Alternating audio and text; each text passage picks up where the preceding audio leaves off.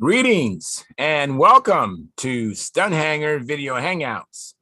My name is Charles Carter and I'll be your host this evening. I want to extend to you my gratitude for you watching Stunthangar Video Hangouts. If you're watching this as a replay, I want you to know that I host these YouTube live streams every Monday and Friday evening starting at 6:45 p.m. Pacific Standard Time. So please make a note of this so you can watch or be part of the live stream. Plus, we have an after party following the live stream, which is sometimes better than the live stream portion. You must be a registered Stunthangar Forum member to find the link to be part of the live stream and the following after party. I don't know why my screen is messing up. I haven't addressed that yet, so I apologize for that. Here at Stunthangar Video Hangouts, we talk about building and flying model airplanes, sport flying, competition flying, and what you've been doing lately.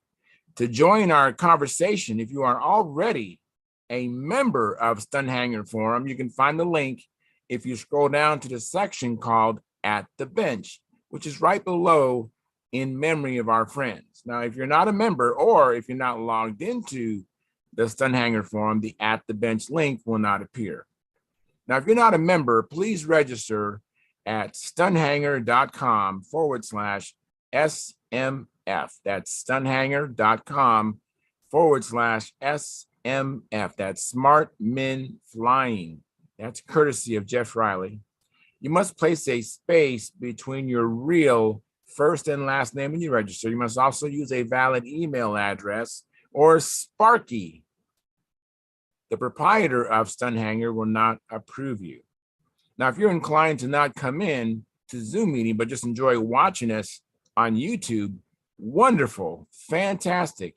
You can enter your questions or comments in the chat box over here, and I'll do my best to make your comments or questions a part of the show. And understand, sometimes even I can't get a word in myself, so be patient, and I will ask our illustrious panel your question or state your comment.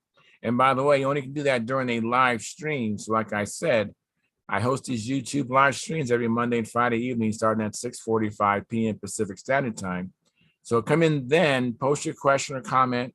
And if it's not a convenient time for you to stay for the whole show, come back at a later date and time and watch the show at your convenience. Now, if you find the Stunthangar Video Hangouts that I host or the many building videos, Saturday at John videos, the contest coverage that Sparky does on this platform, informative and enjoyable, please hit the thumbs up, and subscribe. And when you subscribe, make sure you hit the notification bell and select all, so whether myself or Sparky comes on, you'll be notified. Comments in the YouTube channel, as well as sharing the videos. All these activities help the Stunthangar YouTube channel grow. Please consider joining Stunthangar's YouTube channel memberships, which start at just $4.99 a month, which is less than 17 cents a day. I mean, it's like going to Starbucks and ordering one of their fancy coffees just once a month. That's all we're asking. As a matter of fact, I'm a member. I have the $4.99 come out of my checking account each and every month, and I don't miss it. And I suspect you won't miss it either. So please support your hobby. Please support your passion. Please support us. Now, if you want to get in touch with me, because this is Sparky's YouTube channel, I'm just fortunate to be able to host this show twice a week. But if you want to get in touch with me, go to my YouTube channel, which is called Flying Control Line Stunt. That's Flying Control Line Stunt. And if you would locate the 2019 AMA National Championship video, which is a video that Sparky shot with his video camera of me flying his beautiful Junar XL. And because that's my channel, if you put a comment or a question there, I'll be able to respond to you quickly. I don't get notifications on this channel because this is not my channel. Now, I want to thank you for your past, your present, and future support. You are making it happen. Please keep the conversations family room friendly. In other words, please don't use words or do things you wouldn't say or do around your children or grandchildren. And without any further ado, I'm now going to go to Stunthangar Forum and post the link there. And that's how you get into the show. You go to the, like I said earlier, you go to stunthangar.com, go to At the Bench. you'll see a link there under at the bench with today's date. Click on that link and that'll bring you into this Zoom meeting, which we'll probably go to 9 o'clock my time, which is like 12 o'clock on the East Coast. So here we go. Let me go to the, I'm going to go to the, what I call the control panel. And let me see what's going on there. Looks like we are streaming.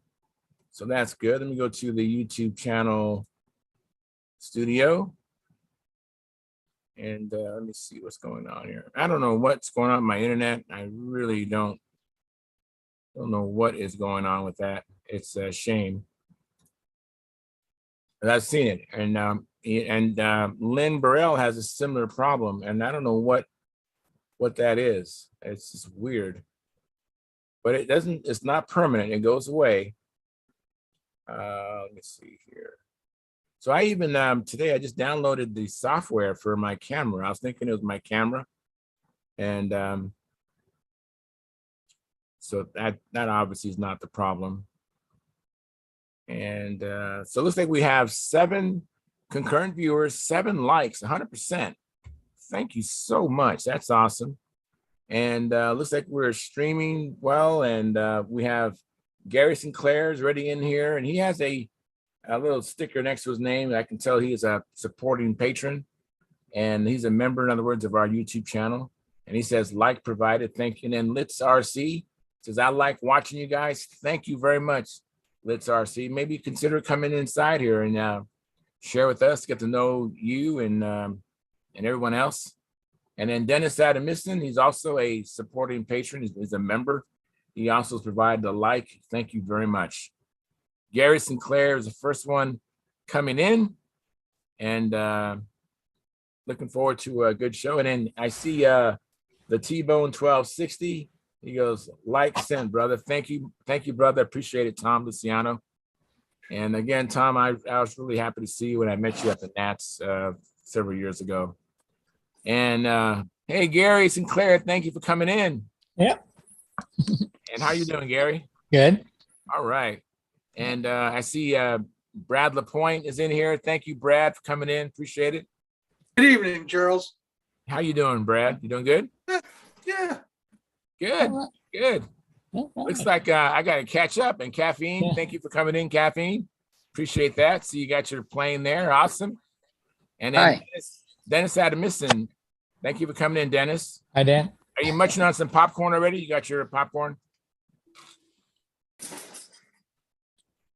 All right, popcorn it is.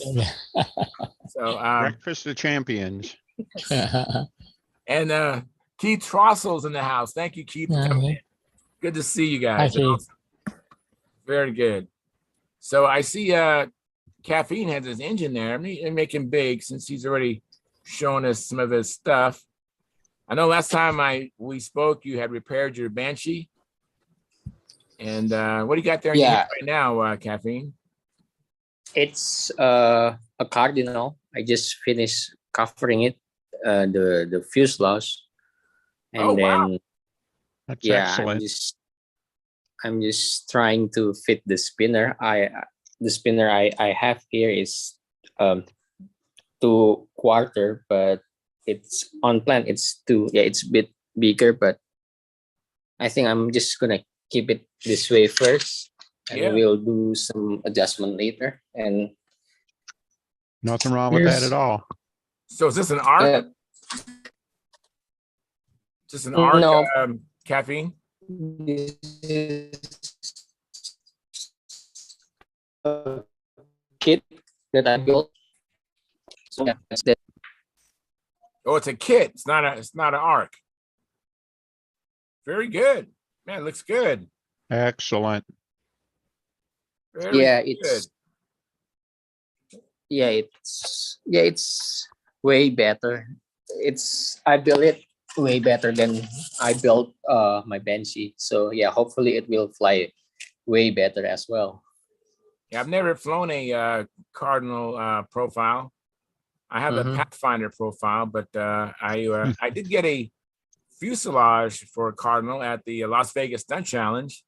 So Mhm. I just need to get a rib kit, and then maybe and I'll be able to complete that. But yeah, that's I've heard it's a good flying plane. I've never flown one.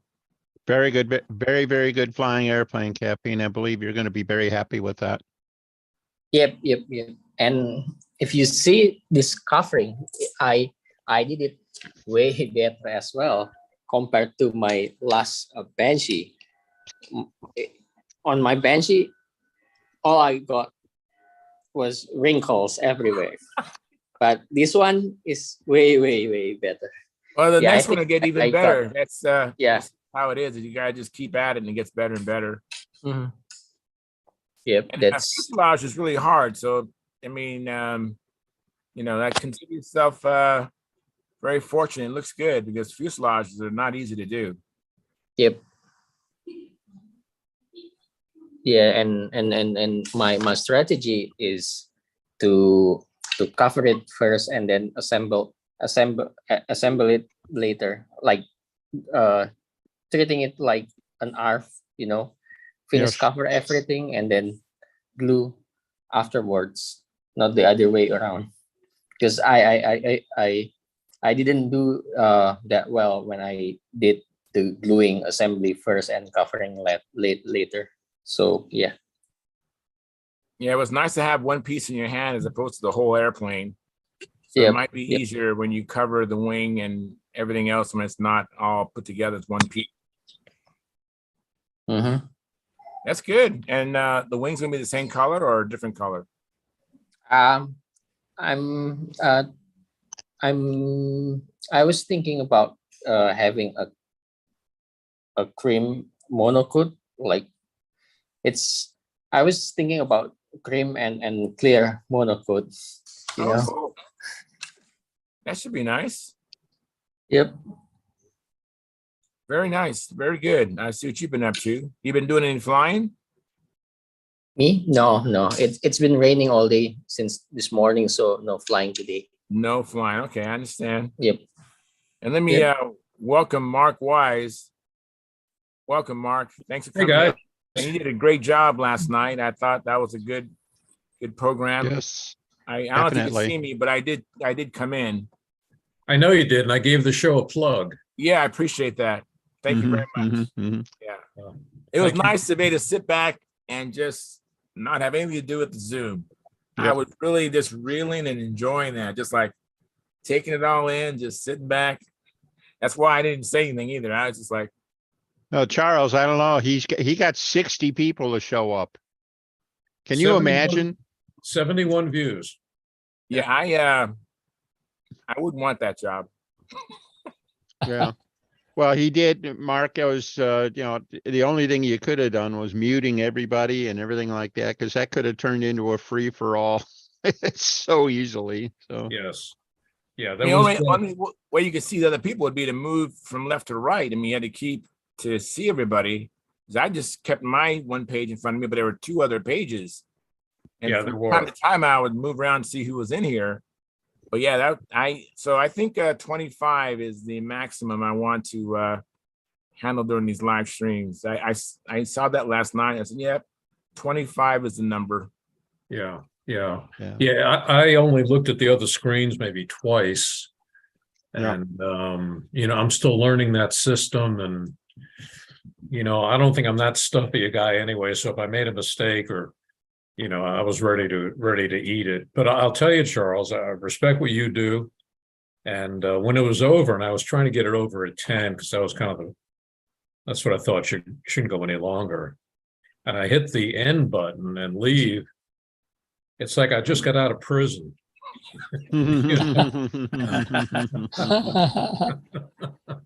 Very good. It is taxing mentally. It is exhausting. It is. The feedback was really good. A lot of nice emails back to me, and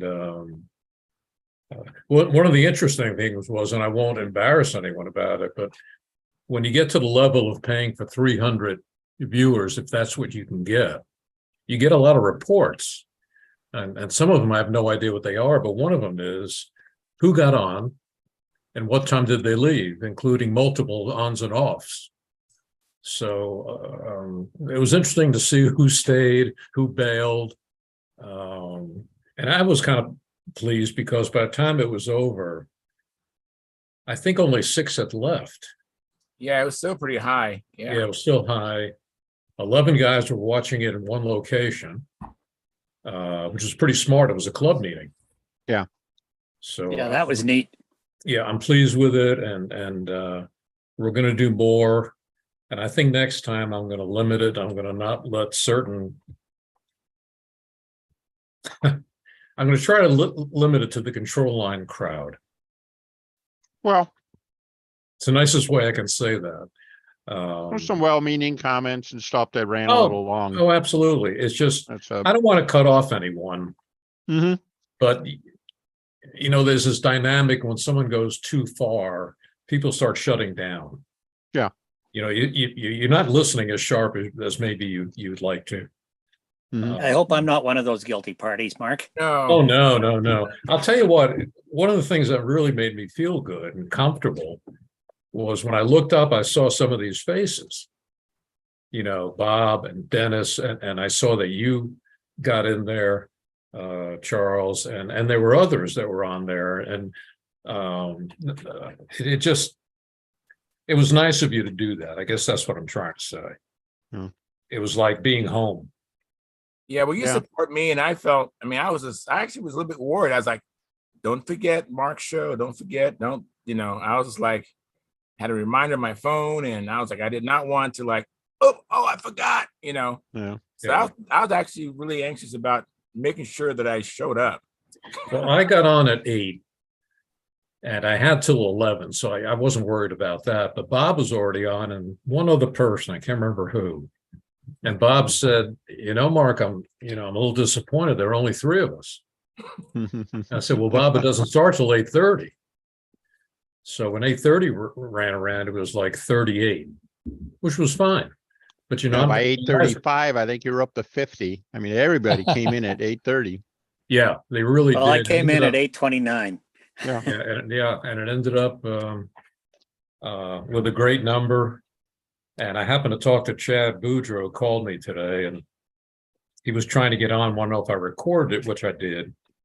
And he said, what kind of things did you go over? And I said, well, it was really about communication, but it was also about recruiting, and it was also about how to make the challenges we face a little bit easier. So we talked a little bit about it. He said, we should be doing that at AMA. So I said, well, Chad, don't get me going. I'm just trying to stay within my realm at Pampa. And he said, no, I mean that. Because it is hard to get supplies and to find out where you get things. And he said, shouldn't everyone be sharing that? And I said, yeah, but that's not my responsibility. He said, no. Mark, if I may say what I took away from it, in living quite isolated from everyone else, like all you guys that get together more often. And, up here, there's only a few of us that are involved in the stunt community. And all of the years on and off that I've been with Pampa, my only means of getting anything from it was the newsletters, which were fantastic. Yeah. But being able to, touch base with the people, hear from you and the others, and put faces to it was fantastic. Yeah. And along that line, getting those letters for membership and the little card, yeah, it's not a huge deal in the big picture, but it means a lot. Well, I got mine. I thought this is neat, so I laminated it. Well, thank you, Bob. It's a little deal, but it's a big deal. It's like I said on last night, Will Davis has been a member. He's a very good friend of mine. We worked 2 big contests together. And he said he's been a member since '88. First time he ever got anything in the mail or an email from Pampa. Yeah. And that's not right. That's just not right. So, there's certain things we can fix. And well, those little tokens go a long way. Like every one of my students, whenever they do first solo, or even if they get a night rating or whatever, especially when they get their license, I print up a personalized certificate for them of congratulations and frame it. And that goes so far. It just means so much to them. It does. It does. And then also I get a report on everything that's said in the chats. Now, about 2/3 of that is pertinent. 1/3 of that is that your beard looks hot. Should we wake them up? I'm not sure who that was. You know, I don't really care who's not on. I really don't. I like to see who's on. It gives me a sense of, by the number, there's some people interested, you know. No one was muscled to do this, maybe other than our council. I asked them to be on, and everyone was on except 2, and that's a pretty good number. Mhm. So there are things Well, we can do. And on the chat room, it doesn't matter what the activity is. I teach some online courses for Map and Compass and things like that too, to an environmental studies group. And the chat alongside, probably a quarter of it is pure garbage with them just BSing back and forth to each other. And that seems to be universal. So we just have to accept it. Yeah. And any comments I saw that said I was doing something wrong, they're obviously, you know, miscommunicated. So no, actually there weren't, but I'll tell you, there were some really good comments, really, really good things that at least maybe other people have thought of, I haven't. And we're writing those down and acting on them. But right after I talked about doing 3,000 or 4,000 flights of triple tree and having maybe 5 people, and I wasn't trying to knock kids. I know it's a frustrating experience if you're going to concentrate on kids. You're going to be doing a lot of babysitting. And one of the guys that does all the flying at Oshkosh, same thing I do at Triple Tree, he said, we've done 10,000, and I'm not sure I know anybody who stuck with it. You know, and that's the point that Bob was trying to make, and I was trying to make, that especially when people are not in close proximity, you can tell them all day about how great control line flying is. But if there's no one to support them, you know, and welcome them to your shop and go out to the field with them, they're not going to do it. They're not going to make it. Yeah, and the same holds true for full-size aviation. I'm the immediate past president of Canadian Owners and Pilots Association here. And every year, except for a few years during COVID, we put on a day-long activity to fly kids for free, similar to Young Eagles. And we've had up to 304 kids in one day. I was managing 23 or 24 aircraft. I'm the flight coordinator for it. Yeah. And of all of those, I only know of one that's carried on with aviation. Yeah. And I'm trying to get him into the control line bunch too. He's a keener at 14 that his parents are super supportive and are paying for flying lessons, even though he's years away from being able to get a license. Yeah. And we've had him out to the flying field once. So I want to encourage that. But like you said, the big thing is get the parents involved. They have to pick up the handle and get hooked a bit too. Yeah, very good. They do. And we are, you know, I don't want to say I'm bucking the trend, but I think Pampa has taken advantage of just a lot of people being interested in aviation, you know, but that curve, you know, is gone. You know, there aren't that many. I see it with the number of private airports closing, the number of pilots license being applied for. They're down. They're way down. I think it's just a given now, and people aren't as attractive as they used to be. So I'm kind of taking the position, you know, until someone, you know, fires me or something, that running the NATs and making sure precision aerobatics maintains the status it has is absolutely the mission. But if you don't have a feeder system, it's going to die. It's just going to die.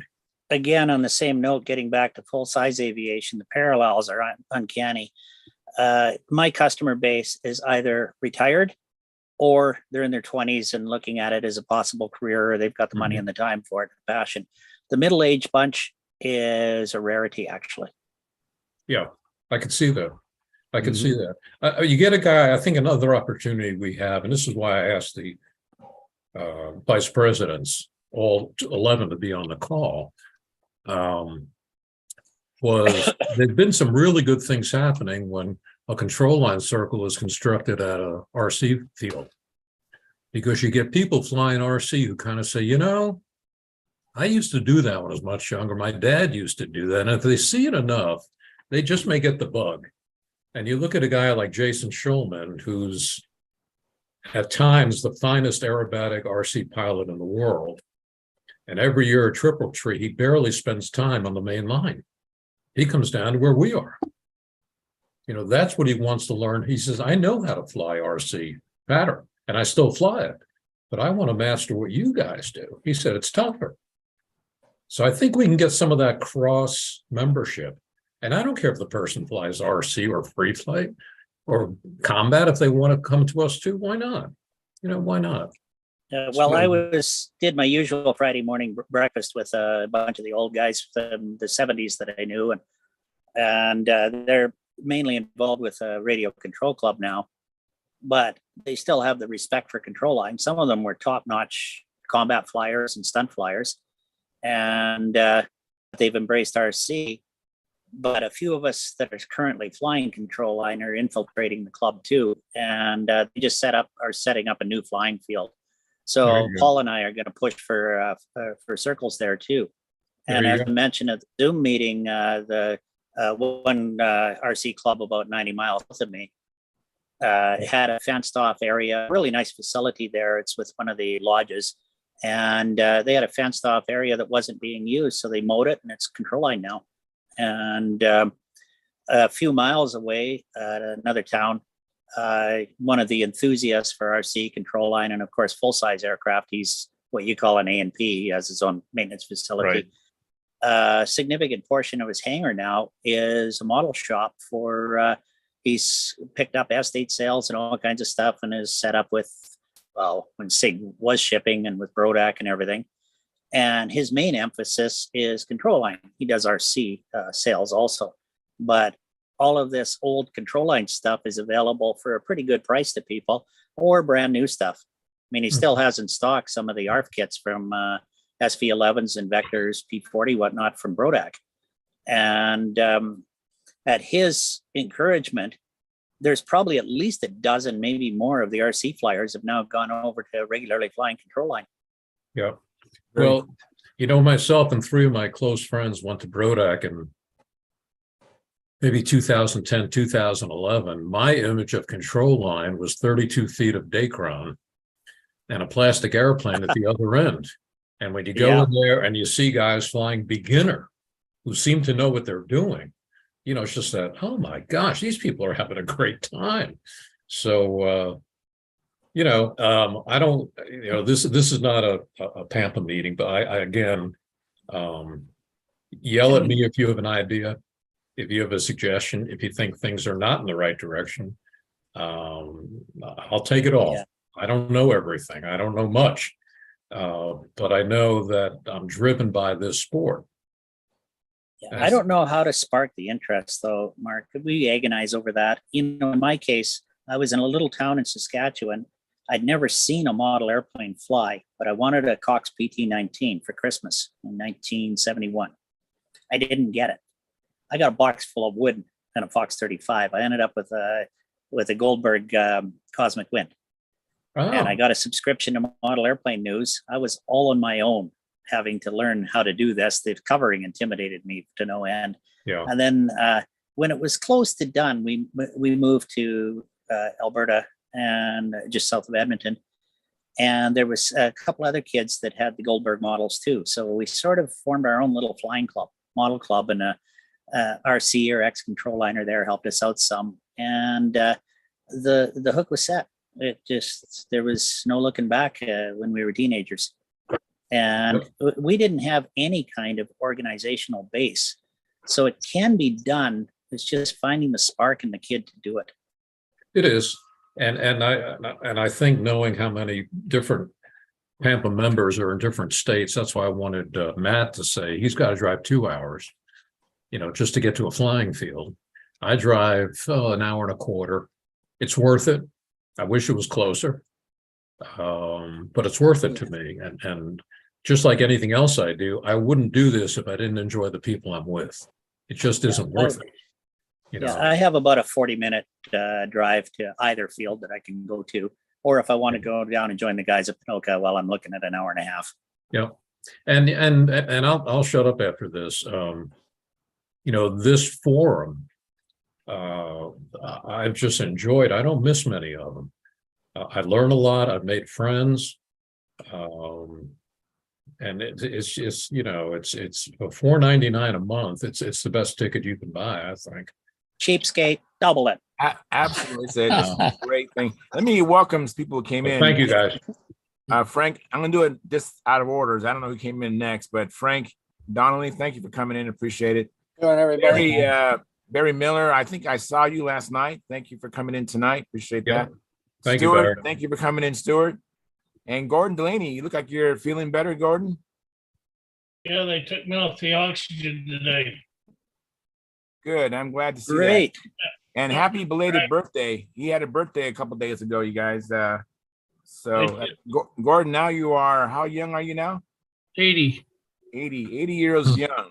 Wow. Hey, Gordon, did they take you off oxygen because you don't need it or do need it? They took it off. Well, maybe I did. Gordon, some of the guys up here in the frozen north asked me to, when I see you, to express their best wishes and for your good health. Gordon, Let me it's great finish, guys. Let me welcome John Miller. Thank you, John, for coming in. And Carl Reed, thank you for coming in. And getting back to you, Gordon. So you're going to have to get in touch with Lanny Shorts, right? To get that 80-year-old club hat. Oh, that's right. Yeah. I had a doctor's appointment today, the one where you said I didn't have to wear it during the day. I still need it at night, but they wrapped my leg with some kind of a healing process. The swelling started to go down on my leg. That's good. Good. It's Very great good. to see you. So let me ask everybody, if you want to chime in, let me know if I've done anything since last time we met, worked on your shop or just in flying. Just wanted to add to Mark's, or just what we're going to try and do with our RC field. I'm the only one that flies control line, but I think we're going to try and get actually Brad or a few of the guys from the bean field to come over and fly our season opener. We're going to trigger out something if we can get those guys to come over. So we're just going to do this, just open things up to let people see what's going on. We're hopefully going to get a bit of the public. That's going to be a tough one though. So we'll see what happens. That's good, Stuart. I know that people ask me, people still do this? They still fly those model airplanes with the strings? And I'm like, well, I use stainless steel, and actually I'm using Spectraline now. So it's a little bit more improved. My plane is, this big, and my engine is not an 049, it's an 81. And I go, so things have changed quite a bit. Yep. Yep, we get that a lot here in Salt Lake. I I bet. also got a okay to go fly in the I can fly now in the baseball field a mile from my place, and I just got okay to fly in Blenheim, which is really my hometown, but it's like 15 minutes away. So I'm gonna hopefully go there Sunday, and and I hope it draws people in a little bit. So we'll see what happens. I think for one thing I'd recommend is just consistently go out to that same spot. I've been flying at the same spot now for 7 years. And, sometimes people will drive by and they just don't have time to stop, but they see me and they make a mental note that one day I'm going to stop, and that's how, Joe Mata joined me. Now I'm teaching Joe Mata and helping Carl, how to fly, but,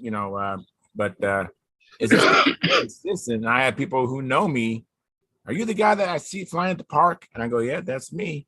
And I tell them, you're welcome. Come by. I have a trainer. If you let me know in advance, I'll bring a trainer out. It's designed to crash.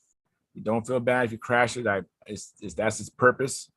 And it's still been, itty bitty increments of growth. So small. I've had some people show up. I even had a guy show up Friday. And we went to a contest Saturday. And then life events took him out of the game, and he so it happens, but it's just really slow. But even though I've been there 7 years, it's really slow. Yep. Yeah.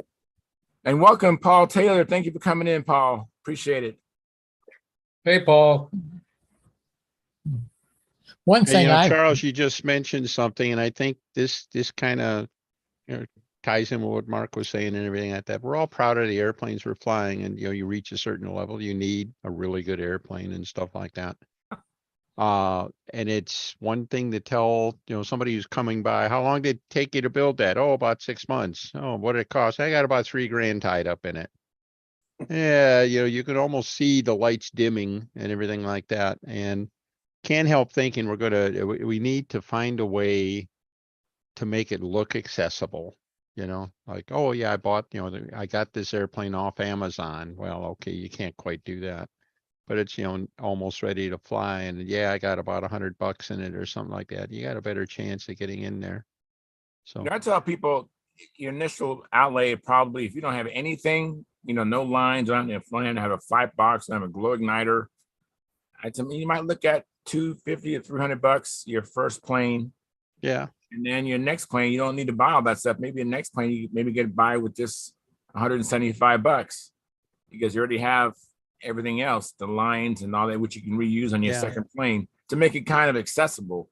We're looking at it, we live in a world when everybody's carrying $1,000 cell phone, so it's not. That's true. We're like, it's not the money, it's the amount and everything like that. And I think we got to be kind of careful about, we'd be proud, and it is something to show how far you can go with something, but it's also, oh, by the way, you could do something really, really simple here too. Yeah. Right. Well, I put together a package for a kid. Oh, sorry, Dennis. No, go ahead. You're saying being cheap, a brand new ARF Viper. I've got one sitting beside me actually with an Enya 15 in it. Lines, handle, full starter kit, gallon of fuel, the works. Came out to $300 Canadian. Mm-hmm. And it's a excellent plane for somebody to start out with. Now I've got flaps set up on this one, but doing it without the flaps, nice and simple and quick. Well, we need a fire baby, I've we got need one. a Cox airplane that flies. All right. That Yeah, really I have a fire baby also. Yeah. what I've I noticed, find it's easier to fly the bigger ones than the 049s actually though. Yes. Oh yeah, they are much. But it's accessibility, I think. That's the thing. And then I think the California guys around Larry Ranger, I think they had something going. They were building these trainers, a you fly it kind of thing. And they made an airplane that was barely controllable. All right. In other words, you couldn't take it off and do couldn't put it over in a wing over and crash it on the other side. It wasn't capable of it. And they made the airplane, kept the performance very tame.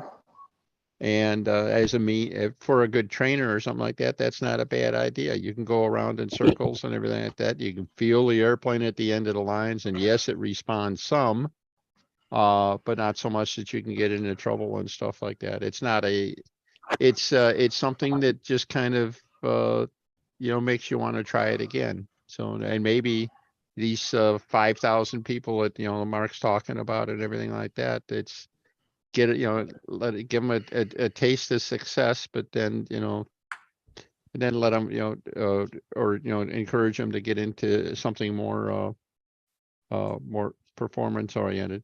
I've been been talking about this, been working on the old time stuff. I've been looking at a lot of the old time plans and airplanes and stuff. Some of those airplanes had to be barely flyable. All right. Some of the early airplanes. I mean, they were, and that's what started the whole the whole thing. I mean, certainly it was a different world they were living in and stuff, but people flew these things that were barely flyable, and it was just enough to encourage them to try a little more. So with Sparker engines, no less. Yeah, with difficult engines and difficult builds, and no flying or not a lot, and still, I believe a lot of people were self-taught even back then, and I don't know. Dennis, to that end, just one thing I might add here. We have one guy in our club, most of you probably know him, Dan Banjock. he always carries this trainer in the car with him. It's I think it's a 19 on it. It's a solid wing. And anytime anybody comes out that even looks like they're remotely interested, he takes them up for a flight. And I when you look at the numbers, it's probably not all that great, but 1 or 2 times, we'll get somebody that'll stick around. Sometimes we'll get people that, kids that'll come back out for 4 or 5 months and then they, drop off. We don't see them again. Yep. But he always makes, the effort.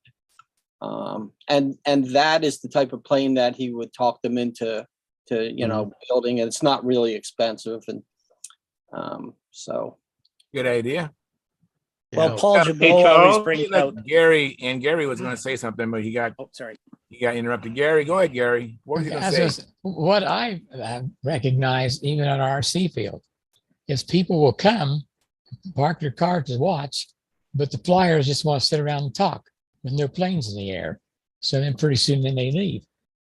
If everybody would fly and keep the flying going like a triple tree, then it's interesting. You could stay and enjoy yourself, Yeah.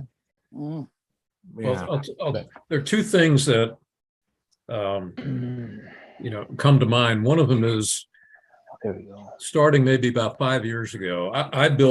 Bruce built one, but I built all the ring rats for Triple Tree, and I've been doing that for 11 years. So it's probably 25 ring rats I built. And it's a good flying little airplane. God bless Bill Stevens, who owns the company. He gives them to me for nothing, which is wonderful because he knows what I'm doing with them. And I decided about 6 years ago to give away one of them. I put one on the side that we never fly, brand new, but we give it to the person who comes back the most. And we've had people 6, 7, 8 times come back. And those are the ones that have a chance. But the problem still was they leave, and now what? I'll give them my card.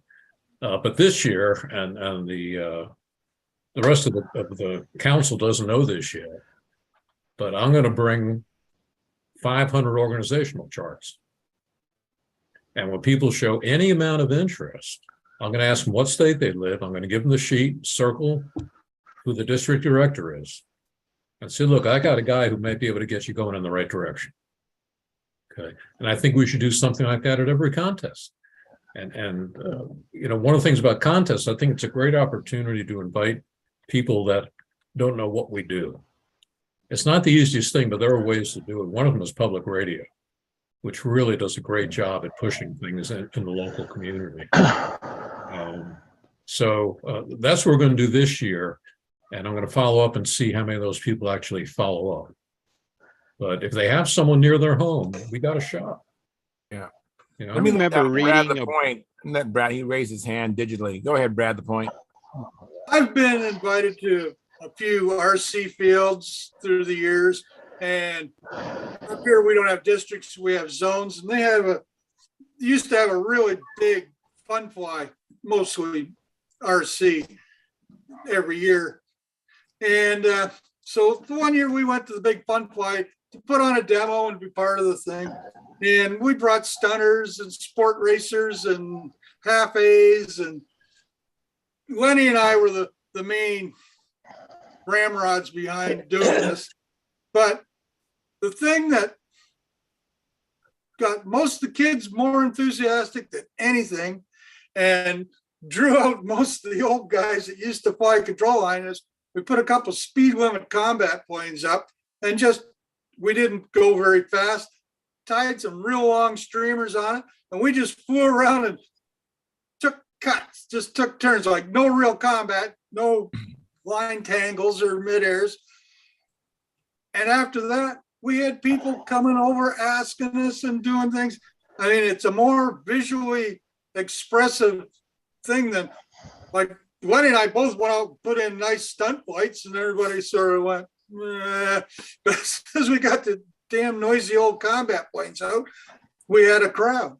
Mm-hmm. Yep. So, I'm a stunt guy now. I've sort of reformed from my combat habits, but Combat draws a crowd. Kids love it. They love the noise. Bunch of old guys beating up toy airplanes, making a mess. Styrofoam raining out of the sky. They think it's great.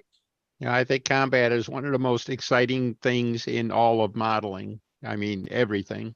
It's the And, most athletic. It's As damn far sure. as the, as far as a spectator event or something like that, it's not nothing like it. So Go ahead, John. John Miller.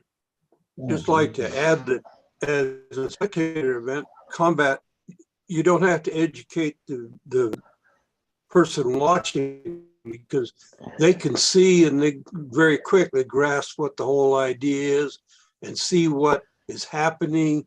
And they can, oh, this guy's doing better than that guy because you can tell by the length of the streamer, all that kind of stuff. Stunt, if you don't know what's going on, is like watching paint dry. You know, if you don't understand what the maneuver is and how the person's being judged, and the fact that there's 2 or 3 identical maneuvers flowing and how closely they are together, and and that's where that little handout sheet was so helpful. And somebody that would sit there, I at the Whittier Narrows one year, I had about maybe 2 dozen of them in my flight box. And I was there on the sidelines. I was waiting for my turn to fly, and there were some people there, and I could tell obviously they didn't know, they were there to see, but they didn't know what they were seeing. So I took it on myself and handed them each out one of those things and sat down and talked to them about it. And I went through one of the guys' flight while they were all there, and I told them, this is what, I explained the whole thing. Well, but by the end of that contest, towards the latter part of it, I was listening there, and those people that I had taught the first were teaching other people. We're using the same, they were teaching the other people that came later what was going on there. And you got to get an excitement. Stunt is not exciting unless you're really into it. unless you crash, right? Yeah. Yeah. Sad to say it, Speed is partners, but exciting. that's it. Combat is exciting. Team race is exciting. Racing is exciting. These things you can see. Stunt is not. Are you putting stunt down, John? Yeah. No, it's a I love reality. stunt, you know that. Are you trying to get into the Hey, conversation, Charles? Carl? Go ahead, Carl. Well, I'm trying to, but my speaker's not functioning. So hang on. We hear All you right, fine, Carl. can you Go hear me ahead. now? I hear you fine. I just want to up a point when you were talking about how expensive it is.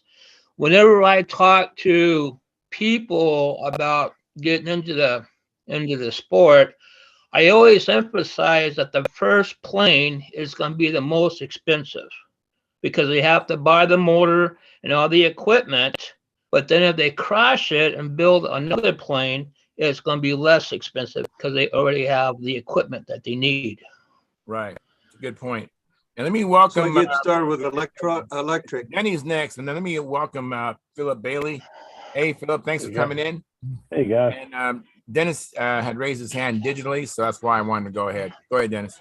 Yeah, I'm sorry. I kept trying to force my way into the conversation. It was so rude. And I It's was so doing hard, so too. well. I was doing so good last night, and there we go. Lost all my manners since yesterday. No worries, no worries. A couple of things. Maybe a question for Mark. Next time you talk to Chad, the AMA was sponsoring air show teams for a while. Do they have a control line air show, a part of that?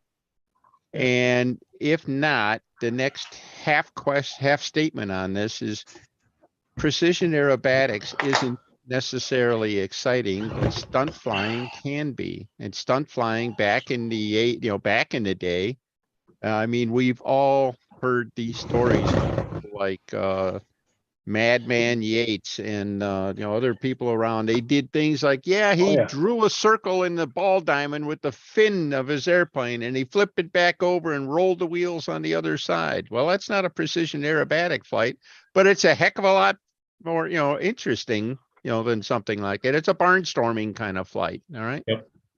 And is there a place for a barnstorming kind of kind of demonstration as a means of showing. Okay, and then I'm not sure where this really fits, but I remember reading a book about 30 years ago. We were studying change in organizations and stuff like that and trying to generate some change in our organization and everything. Read a book called Megatrends, and the author was somebody who had made studies over the years of basically studying how they could predict what the next big trends were going to be, based on where people were spending their money or spending their time or where the press was or anything like that. And again, this is about 30 years ago. And he said that, and he was predicting that the next big thing was going to be high tech and high touch. All right. High tech. That was at a time before anybody had a smartphone or anything like that. Well, everybody's got one now. But the high touch is, I'm sick and tired of looking at the damn computer screen. I want to get my hands dirty. I want, and it's people gardening or, possibly doing athletic events and stuff like that. Yeah. But I can't help wondering if there's an element away from the flying here. Control line certainly has a touch element to it that, other aero modeling activities don't have. And then we also have touch elements and things like building and stuff like that. And building, of course, can exist at any level from, looking at a set of plans to building a kit to assembling an ARF to whatever. And I'm just wondering if we could be looking at a more holistic approach here, not just the finished product. You go fly the airplane. But, hey, you get to assemble this thing, you get to see how it goes together and everything like that. And you can go as deep, very, very deep, or you can go all the way to, buying a ready to fly airplane or anything like that, and then just get the flying part. That's a stream of consciousness thought. I don't have a suggestion that goes with it, but I'm just wondering if there is a way of building something on a total experience and not just a flying experience, not an aviation interest experience, but this is a tool, a toy, whatever you want to call it, that I constructed for this end. That's all. Good point. Did I cut off you, Dennis? I mean, John Miller, did I cut you off? Was you going to say something? I think I interrupted you, John Miller. Was you going to say something else? Yeah, but I forget what it was. I'm sorry. And with both hands and squeeze. Go ahead, Gordon. I got two things I want to discuss here. One is I was on the Spirit of Utah team where they had to have a control line flyer. So I'd fly my big twin in demos with the RC flyers that Dennis was talking about. And then I'd like to show you my airplane, the progress I've had since last week, if anybody wants to see it. Absolutely. Absolutely. It's right here. Oh, great. Make it big. I was going to say, it looks like it grew 4 legs and a fur. There it is. Okay. This is your Heinz, right? Your Heinz. That's 57? the Heinz, yeah. Cool. I got it all covered with 2 coats of Nice. gold. And I still gotta put carbon graphite on the fuselage. That's very nice. That is nice. Gordon, is that silk span or poly span, or what do you like covering with? Yeah. I'm sorry? It gained 1.2 ounces with adding 2 coats of dope on the plane, covering it, and 2 more coats, gained 1.2 ounces. Okay. What did you cover it with, Gordon? I'm sorry, what? What did you cover it with? You want to know, Is John, that they've poly? been covered with since the 90s. Polyspan. Polyspan. Yeah, Okay. Okay. so much tougher than Mm-hmm. span. Good looking airplane. We start sanding or you get the little fuzzies, but and people talk about cutting it and doing the tips with silk span. Since the 90s, I've done all my wing tips with polyspan in one piece. Mm-hmm. Yep. Me too. Now, how do you keep the weight down? I understand that polyspan takes a lot to fill it. It's what? It takes a lot of dope to fill it. Oh, no, don't. This is 2 coats and it's pretty much filled. 4 coats usually, and it's shiny and ready to sand one time and put the silver or whatever you use for Polar Grand White's what I usually use, but put your blocking coat on. Yeah, I usually put about 5 coats on and then wet sand it all, get the edges done. And then I'll switch over to silver. And silver sands really well, and it shows, it's like a magnifying glass trying to find your mistakes. You don't have to look very hard and they just jump out at you. And then I pretty much sand it all off. Then I come back with a light gray and spray a real light coat of gray on it. Then I'll put my base coat on. Now, this is your design, is that right, Gordon? Pardon? The Heinz 57 is your design? Yes. The first one I made had a turtle deck in 1962. And then in 63, I built this one. It had a longer nose and just a open cockpit. And they both have the same tail moment and used the same Denova wing tail, but I extended the nose out further than the first one. It was like 8 3/4, and this is 9 1/2 nose moment. I'd like to shorten it a bit, but I didn't feel good about finding classic, and because I'm gonna put a Arrow Tiger in it. Arrow Tiger 36? Yeah, they're a little bit heavier than the Brodak. And the Brodak puts out probably a little more power than the 36. Plus it's lighter. It's like putting them. And my first 2, I had Fox 35s in them. Wow. So that design is classic legal? Yes, 1963. I always get the cutoff dates. I always forget the cutoff dates for a classic. So 69.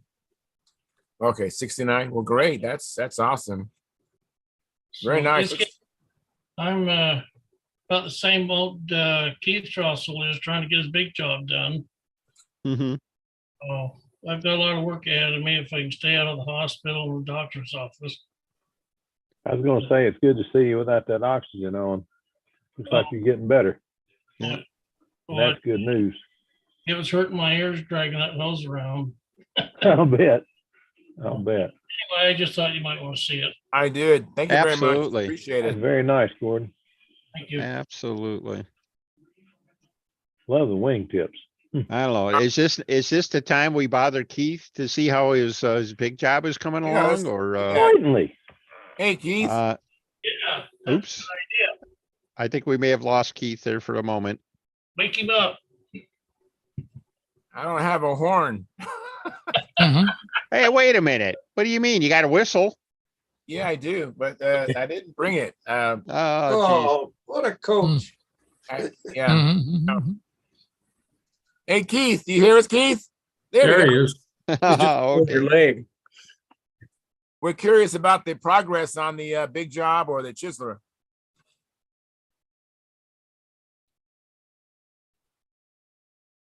He's muted, isn't he?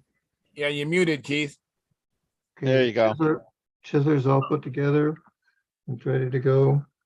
Big job's covered. I think you saw that last time. And got paint on it. I should get the last coats on tonight. Almost ready be ready for color in another day or 2. Wow, you're ahead.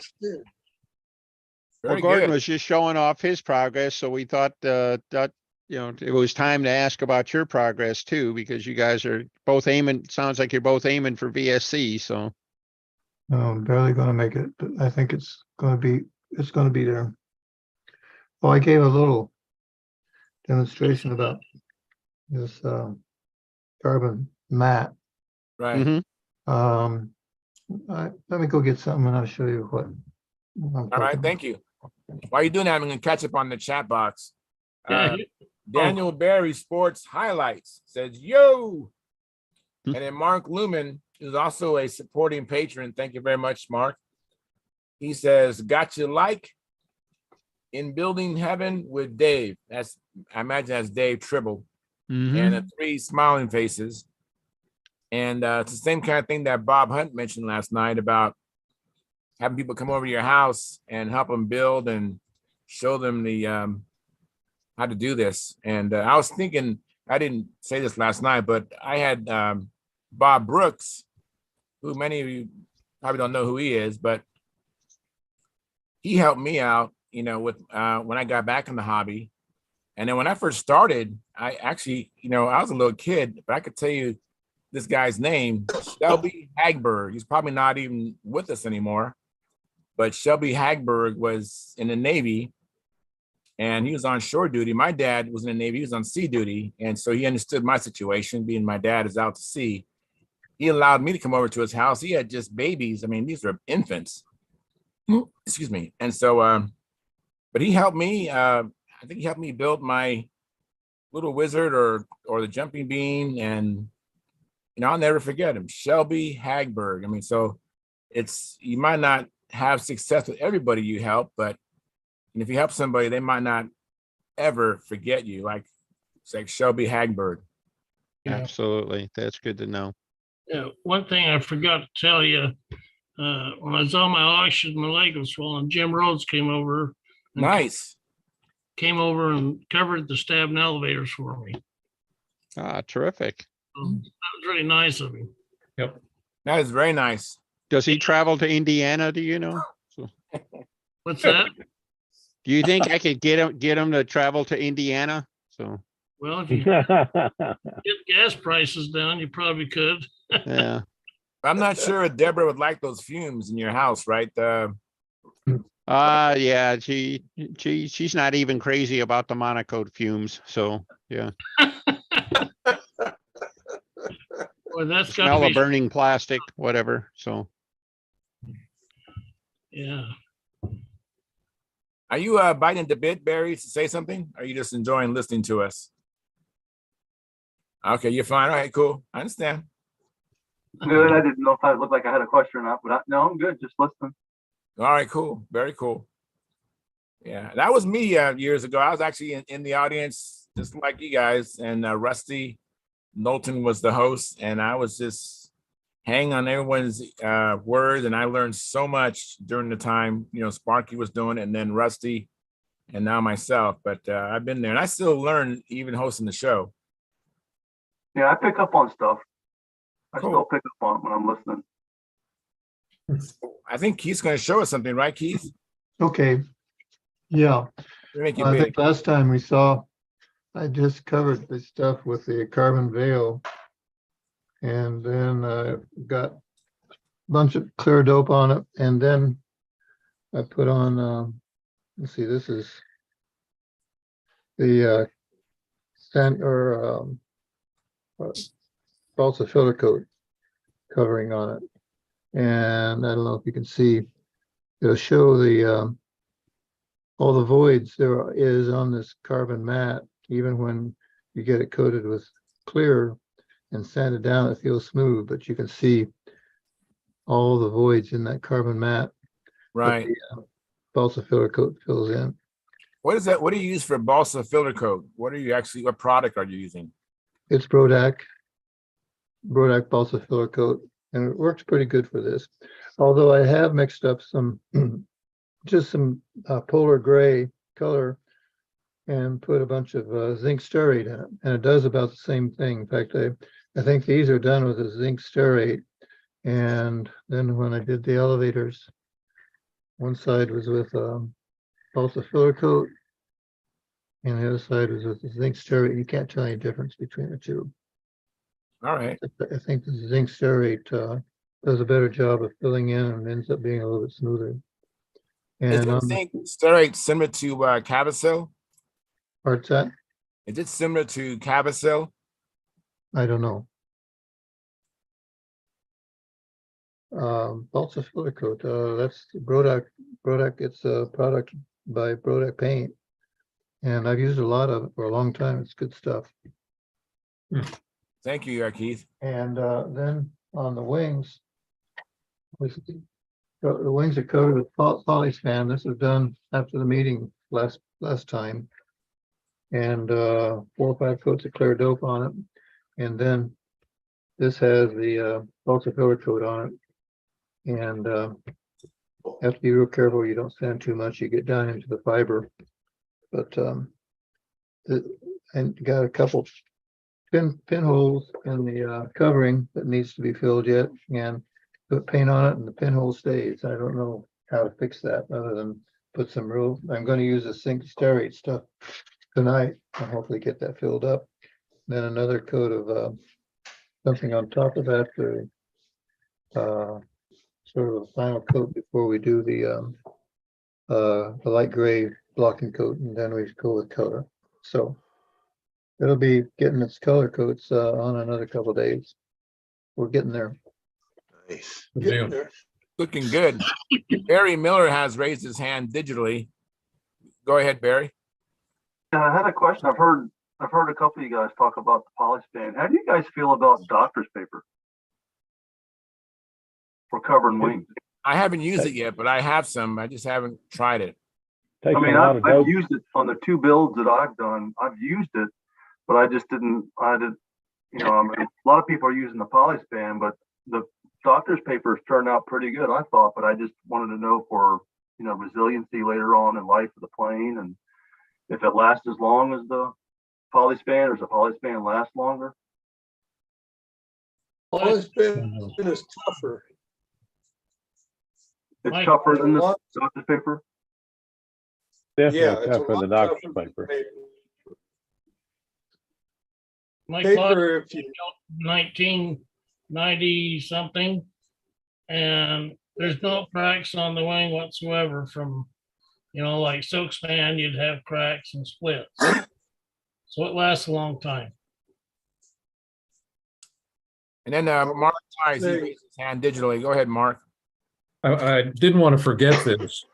I got a note here from Tony Stillman, who's taking over all the competition and contests at AMA, and he's the guy that's well qualified to do that. But I want to read something to you, because if any of you are interested in this or know of someone who's interested in this, it's a pretty neat opportunity. This is Tony here. We are looking to fill the event support specialist position for July 6th to July 14th. This would be at the International Air Modeling Center. AMA will cover your mileage, your hotel room, and a daily food stipend for this person. So if you want to go to the Nats for no cost or very little, this is a person that would basically, what you do, you ride around during the day. You can spend some time in any site you want, but everything that's going on during those 9 days, you're just checking in with the CD at the site and see if they need anything that's beyond their grasp. And it could be something as simple as ice. It's a person that just runs around, tries to maintain peace with everybody. They're taking applications.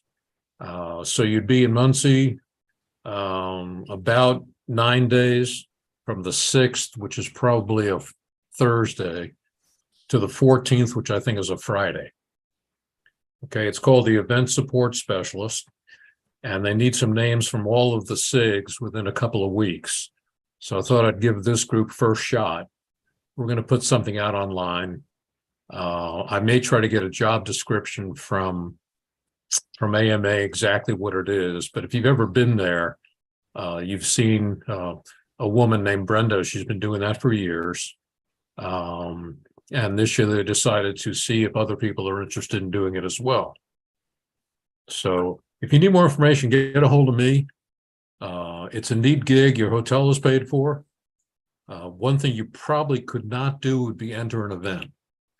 I don't think that would work. I'll find out, but I doubt it. But if you want to see everything that's going on the site, it's a great way to do it. You have a nice, cool electric golf cart to run around in. They give you a meal cost, and they pay for your hotel. So let me know if you're interested. They're going to fill it.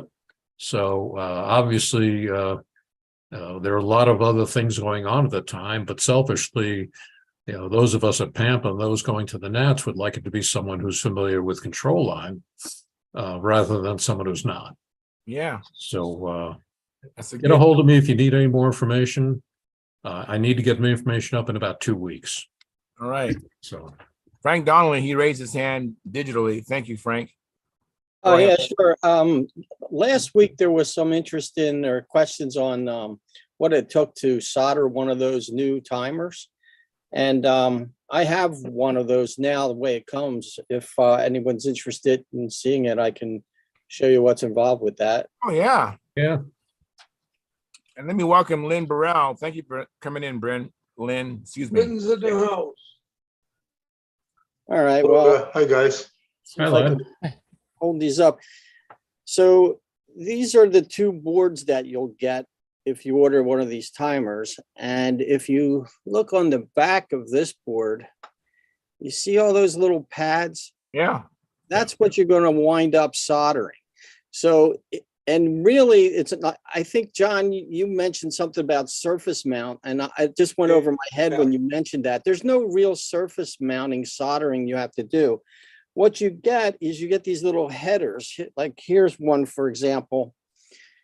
Let's see if I can hold this up here. This one has pins on there that are 90 degrees. right. So if I can hold this up so you can see it.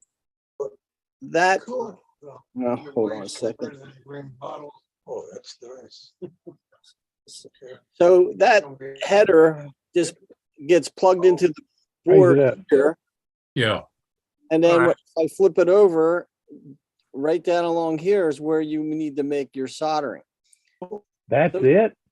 Well, that's one of them. Now you see these pins across the top? Yeah. Pins across the bottom. So there's another set of header pins they give you for that. So they would get pushed in on the top. Right. And then that other board, hold on a second, I'll just bring this down here and plug it in, and then I can move it all up here. So you'd have a header going across here and then one on the backside. Right. And then this, so you have to go on the bottom then to solder those on across the down here and here. And then finally that second board plugs in on the top, slides down on these longer pins. Okay. I understand. That's simple. And then you need to solder these. And then you can cut these pins off. You leave, there's one that you would leave. Let's see if I turn it this way. I'm sorry, moving it around so much. No worries. First pin down on the bottom here, that's the one you would leave. And that's basically your switch. It's instead of a push button switch, it's like a capacitance thing every time you touch it. That's how you change the mode of the timer. But really, I just want to show you that it's not that involved to solder it. Those pads are fairly reasonably spaced out. And it's, you know, if you use take your time and use a small pencil like iron, maybe 25 watts, and put it on there and just a little bit of solder. It doesn't take much. Frank, didn't you say you could put a push button on that though? Yes, you can. You can put a push button on. What you would do in that case, you'd have to refer to the instructions, but there's another set of pins. They're down on the bottom. I don't know which two they are, but the instructions would tell you, you know, solder 2 wires to that and then run those off to a push button momentary switch. Okay, thank you. Very nice. And someone had their hand raised digitally. Who was it? It escaped me momentarily. If I don't remember your name, go ahead. Someone had raised their hand during Frank's talk. Was it you, Stuart? But you're muted, Stuart. You gotta unmute yourself. This is just quick. I think there's 17 Snoopies on their way to the south and 1 out west. So you should get them in a couple of weeks. Just so you know, that's it. Very cool. And go ahead, Phil. Hey, Tim, I hate to be stupid, but tell me again how to find that online. What on the I couldn't find it. I looked on Stunthangar and I just could not find the timer. Hey, There's Bill, look for one of my last posts. Who said that? That's Paul Taylor. Okay. Oh, it was Bob Whitley who raised his hand. All right, just a second, Bob. So No, if there's more related questions to the timer, carry on. I've just got something else, the new topic to go into. Okay. Well, no, I was trying to find one to order and I couldn't find the post. Well, if you go into Stunthangar, Phil, and go into the getting amped up column, Yeah. and in there's a thread on climb and dive timer review. You look for that, and I think the very first or second post is and there is the link to that timer. I think I remember seeing something about that, but I didn't think that was it. Okay, climb and dive timer. Okay. No problem. I will find it. Thank you. Thank you, Frank. That's a load off my mind. Actually, Phil, I sent you a PM with that link in it last week. I guess you never got it. No, I didn't. I don't know why not, but I didn't get it. I'll look again. Go ahead, Bob Whitley. Yeah, now he took his face off the screen there. I was going to see if we could get Len's head to explode with ego here. Are you there, Len? Yeah. Okay. Here we are. Just got There, me I'm the back. Mac rag today. Oh yeah. And one of the stars in it happens No, to be. don't worry about that. That's not interesting. That's boring. Yes, That's it Mac. is. It's Mac, and we don't want to have any interest in that. Have to mention your hat trick in Detroit at the Michigan no. Control Line Championships. Everybody in knows August, about Len. that. That's old. Well, I just found out about it. First Okay. place in Profile Stunt, first place in Nostalgia 30 Classic, and first place in Expert. Fantastic. Wow. Proud of you, buddy. Thank you And very there's a much. picture of his Len. bear flying upside down. Ah, nice Oh, photo. the bear looks nice. Yeah, Very so I nice. just thought Willies, I'd, where's your watch the Willies? fellow Canucks head inflate a bit. Thank you. Plus Len has very nice legs. Oh I ain't God. going there. I ain't going Oh there. man. I was surprised not Unbelievable. to see the Willies. Skip the wellies. Oh Lord. Oh, thanks, guys. Yeah, you did very well, sir. I have a question for Dennis, or actually I have something to show Dennis. Uh-oh. You're in trouble, Dennis. Hang on.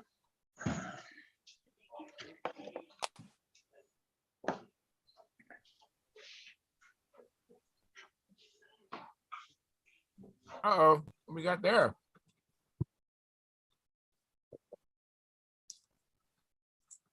Please tell me it don't have a warp that rivals Dennis's warp. Dennis, I did it. What's that? Oh my You word. blunted the leading edge like we talked about? I took the leading edge off it and made it as round can be. All That's right. nice.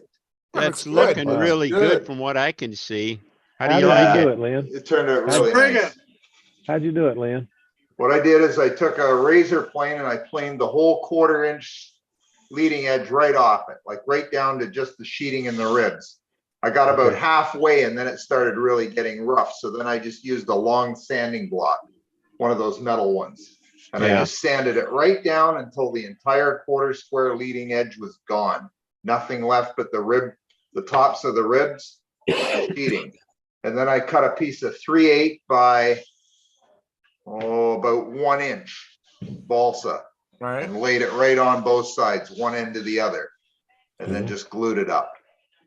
And then Very sanded and planed and worked it until I got it exactly the shape I wanted. Nice. So Okay. it turned out really nice. It looks I like bet you got a that'll make nice a huge continuous difference. radius through there.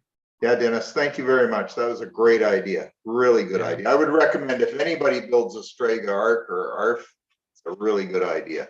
Yeah. It's just so much Lynn? better. Lynn, Yes. I have that wing downstairs. I've already modified it to be a Turbo Raven. The flaps are on it, everything.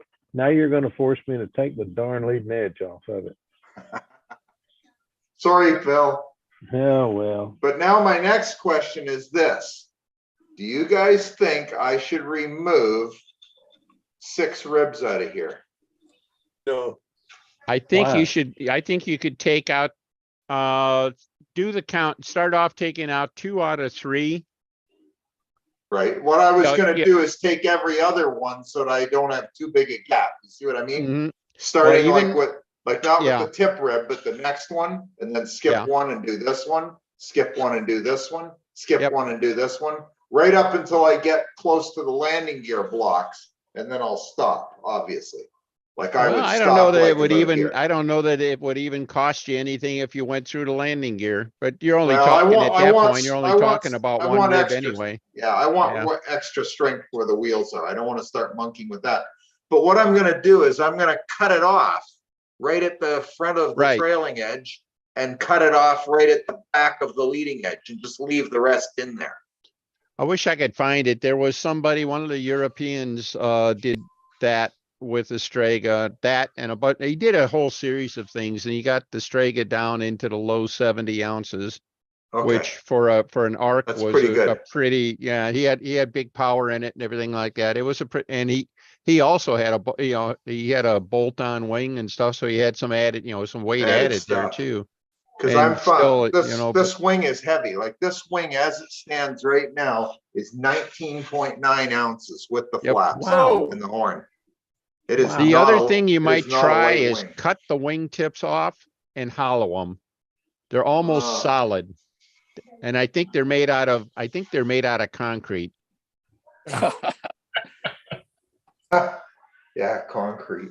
No, surprise seriously, there. take a look at that and Well, actually, I'm feeling in here now. Yeah, there's a lot of lumber in there. You're right. I'm thinking you could probably, you might save 1.5 ounces or 2 ounces in the wing tips. Wow, Total. Yeah, they're pretty hard. The whole thing's pretty hard and heavy balsa, the whole wing. Yeah. I mean, it's nice and straight, but it's pretty hard.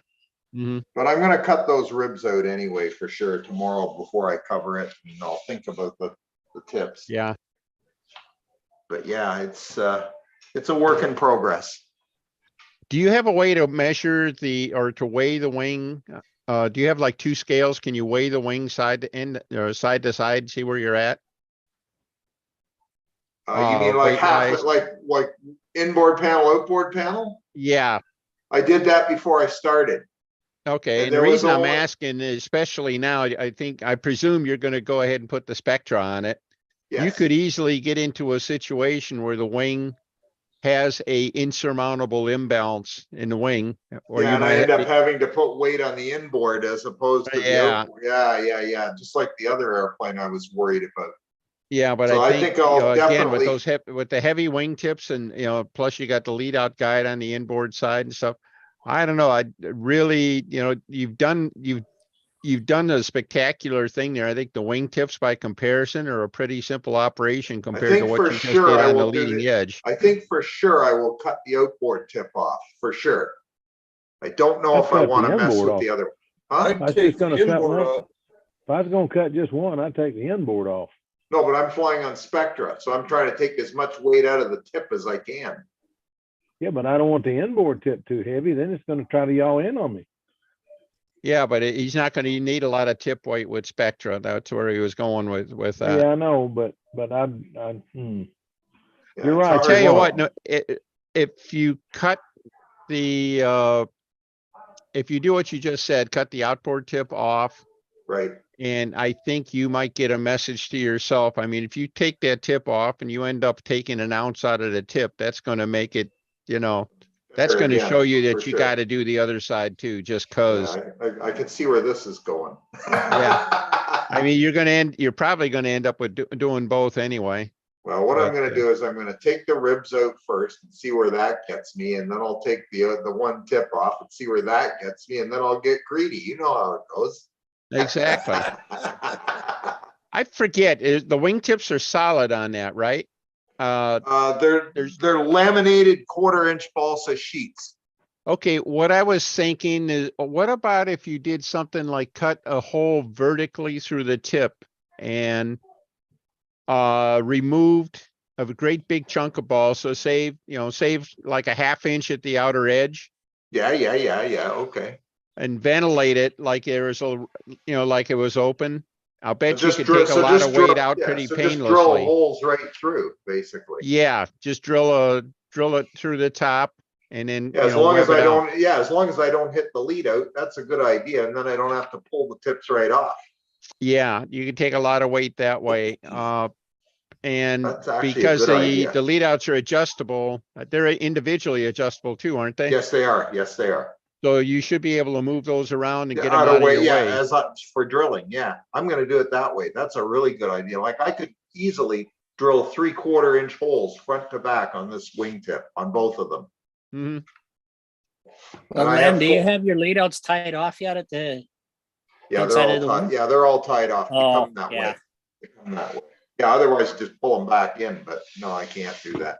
But no, Well, I you can might move be them. able to, because it's not covered yet, you might be able to pull the screw out of the wingtip guide completely and then pull the lead outs back inside the wing, cut off the wingtip, do all your work and then put it all back together. Yeah, I can because I can get at it. Yeah, I can get at that. Yeah, that should work. Oh, the adjustable lead out guide, the unit itself is on the inside of the rib, the last rib. Terrific. So if you can take the guide out, just pull undo the the lead outs screws. into the inside the wing. Yeah, I right could through do the that. wingtip. But I don't see any purpose in doing that if I can move the lead outs and drill holes through them. I should be okay. Well, if you can pull the lead outs through completely, you can lop off the whole wingtip real easy, just like the Yeah, outboard. well, that's true too. Yeah, I could do that. So anyway, aren't you glad? Aren't you glad you brought this here so we can give you all these ideas for work? Exactly. Hey, Yeah. ideas never hurt anybody. You thought you were going to be ready to cover it tomorrow. Now you'll be ready in about 2 weeks. Yeah, it won't be that long. Lynn, I actually did that to my Strega. I actually took off the inboard wingtip, cut it off. Right. And I lightened it up. I figured I'd need less wingtip weight if I did that. That's why I did that. So right. And how do you remember how much weight you got off? At least a half an ounce. At least. So I can ultimately take an ounce off this wing just in tips and probably another ounce in ribs. Yep. Yeah. That's not bad. I just That's used a pretty zona good saw going. and cut it off. Yeah, and then I hollowed it exactly. out. I just carved it back because behind the there's a lot of weight just behind the CG of that wing and that wingtip. And I just hollowed out that wood. Okay. But that's going by 7 years ago, if I remember correctly. But I know I did do that. I did cut it off. Okay. Well, I know a lot of people have done it, so I mean, I'm sure I can do it. It's not that big a deal. It's just a matter of not being lazy. Yeah. And let me welcome Howard Rush. Thanks, guys. Howard Rush, thank you for coming in. Appreciate it, Howard. Well, it's good to know that Denny is so lightheaded. Ooh. Ooh. Well, the hard part is explaining why the hell my airplanes are so heavy. I got all these great ideas and yeah, you do. And absolutely nothing, seems to translate into my own builds. You got to start using your own medicine here. That's right. Maybe I need to rewatch these chats or something, huh? So. Well, yesterday was a clear indication that some of us have a serious addiction. I succumbed to temptation and bought another Super Dagger 60. Oh Lord. Just couldn't pass it up. Got it for $55 with muffler, spinner, and prop. Ah, geez. Wow. Boy, that's a giveaway. That is. That is. That was a good price. I don't think I need any more of them. I got enough. What? So hopefully Brian can get producing those piston and liner sets for them soon. I'll drop them a line. I need 3 of them now instead of 1. Well, if you hear that Brian is back in business building those things, let me know because I have 2 that need liners. I'll let you all know. Yeah. Yeah. What does he generally charge for those? About 100 and a I quarter. don't know about for the 60. When I bought them for the 36Xs a few years ago, 3 years ago, I paid $120 Canadian a set, which I thought was reasonable for how the incredible quality those parts are. That was for a Fox 36X. Yeah. How did it run? I've only put one of them in because I only needed one at this time, and it seems to run pretty strong. Easy starting. The break-in's almost non-existent on them. Wow. The Super Tiger 46 stuff, it drops right in. It was easy, real easy break in, like you mentioned. It uses a lot less fuel. Yeah, My and Tiger I've 46 got at least was stupid thirsty. I have my I've got 2 46 drank sets. more. Oh, sorry, Phil. My 46 drank more fuel than my Tiger 60 does. Now I've got the concave head 60, but it'll fly a pattern on 3 3/4 ounces, I think is right. And the 46 was drinking 5. So crazy. I've got orders in for 2 sets of the Super Tiger C35 stunts, which come with heads because they have the baffled piston on them. Yeah. To go with my other 2 or 3 that I have. But Is he taking orders I got a couple of wore out combat engines, so I'm thinking I'm just going to convert them to stunt. Is he taking orders again? I don't know. I haven't heard from him in close to a year, so I think it's time I'll drop him a note in the next few days.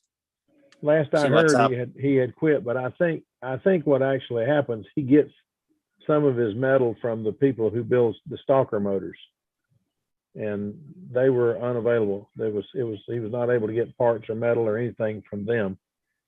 But I don't know whether they make the parts for him or whether he gets the metal from them or what. But anyway, I understand somehow or another he's linked to the people with Stalker. Well, last time I communicated with him, some of his parts and stuff, I think it was the pistons, might be the liners, I'm not sure. Anyway, one of them was coming from Ukraine. Yeah, that's Stalker. Stalker is, yeah. That's Stalker. Yeah. But I'll tell you what, if you hear that he's back in business, I need to order some Tiger 35 parts and some Tiger 60 parts. And I'm trying to go electric, but it don't seem like it's working very well. Trying to keep my old stuff running, the stuff that I don't want to convert. I know Denny gives them the cure, but I've done it to 2 planes. It didn't work out real good on either one of them, so I don't think I'll be doing that anymore. If it's already I think built, I need to give Randy a call. I need 3 Venturis and needle valve assemblies for them. Why don't you just call Jim Lee? Yeah. Does he carry the needle valve assemblies too? Yeah. Or just the He carries Venturis? a needle valve assembly.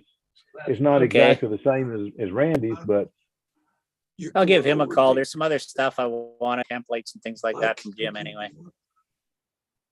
Kevin, the mic is. I saw Jim Lee on the call last night. I was surprised. Yeah, I invited Jim Lee to come on the show, and he said something about technology and couldn't do it, wasn't interested. So I was like shocked. Well, there ain't much Jim can't do. That man is really, really handy. Yeah. Also saw Mike Palco. I was surprised to see him. And he and Jim Lee sent me some real nice emails, and Jim said, I made a suggestion last night that we all need to give up about 10 names of companies that we get control line suppliers for that people may not know about, and then create a directory. Now, Chad thought that was a great idea. We should do it to all the disciplines. And I said, yeah, you should, rather than me. Jim mentioned something about, he said he's really been hurt since SIG closed, but he found a substitute for the Segment that he said seems to be working real well. But he also said every once in a while he'll find fairly decent balsa at Hobby Lobby. So he said some of it is a brick. He said, but let the guys know it's worth a trip just to see what they have. Well, if you'll talk to the people at Hobby Lobby, what I found out is their biggest users are people building, of all things, doll houses. They don't want the super light wood. They think that's crap. So I told them, anytime you get in a load of wood that's too light and they don't like it, keep everybody from fingering it. Just go ahead and pull that out, set it aside. Here's my card. Give me a call. I'll come by. Yep. He said he'd do it. Well, actually, you can, it's a pretty dependable source for like basswood and stuff like that. And yeah, they have basswood. When you do need something, something a little more substantial and something short of plywood or something like that, basswood's a heck of a thing. So, yeah. Mark, like you were saying, a directory for all this stuff. We have one on Stunthangar, but it's so outdated. I mean, I think half the guys on there are dead. Yeah, it's true. And it's just that everyone I talk to that has some experience in stunt, they get things from places that, really? How'd you know that? He said, I don't know. Someone told me about it. And we all have these outlets. And facing a situation where supplies are everything, it's a good thing to know. So I'm going to work with the rest of the council and get probably a questionnaire out and ask people maybe in 10 categories. If you have a good name or phone number or company name, would you share it with us?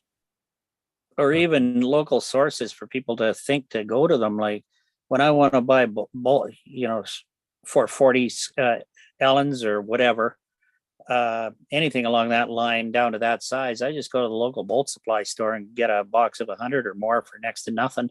Yeah. And same with music wire. I just buy a drill rod from that, which is superior anyway, from the bolt supply houses for about the same price or a little bit less than music wire. Yep. I do that with Ace Hardware. They have a lot of the K&S metals. Yeah. You just have to And, look other for them. things like sheet metal for making gas tanks.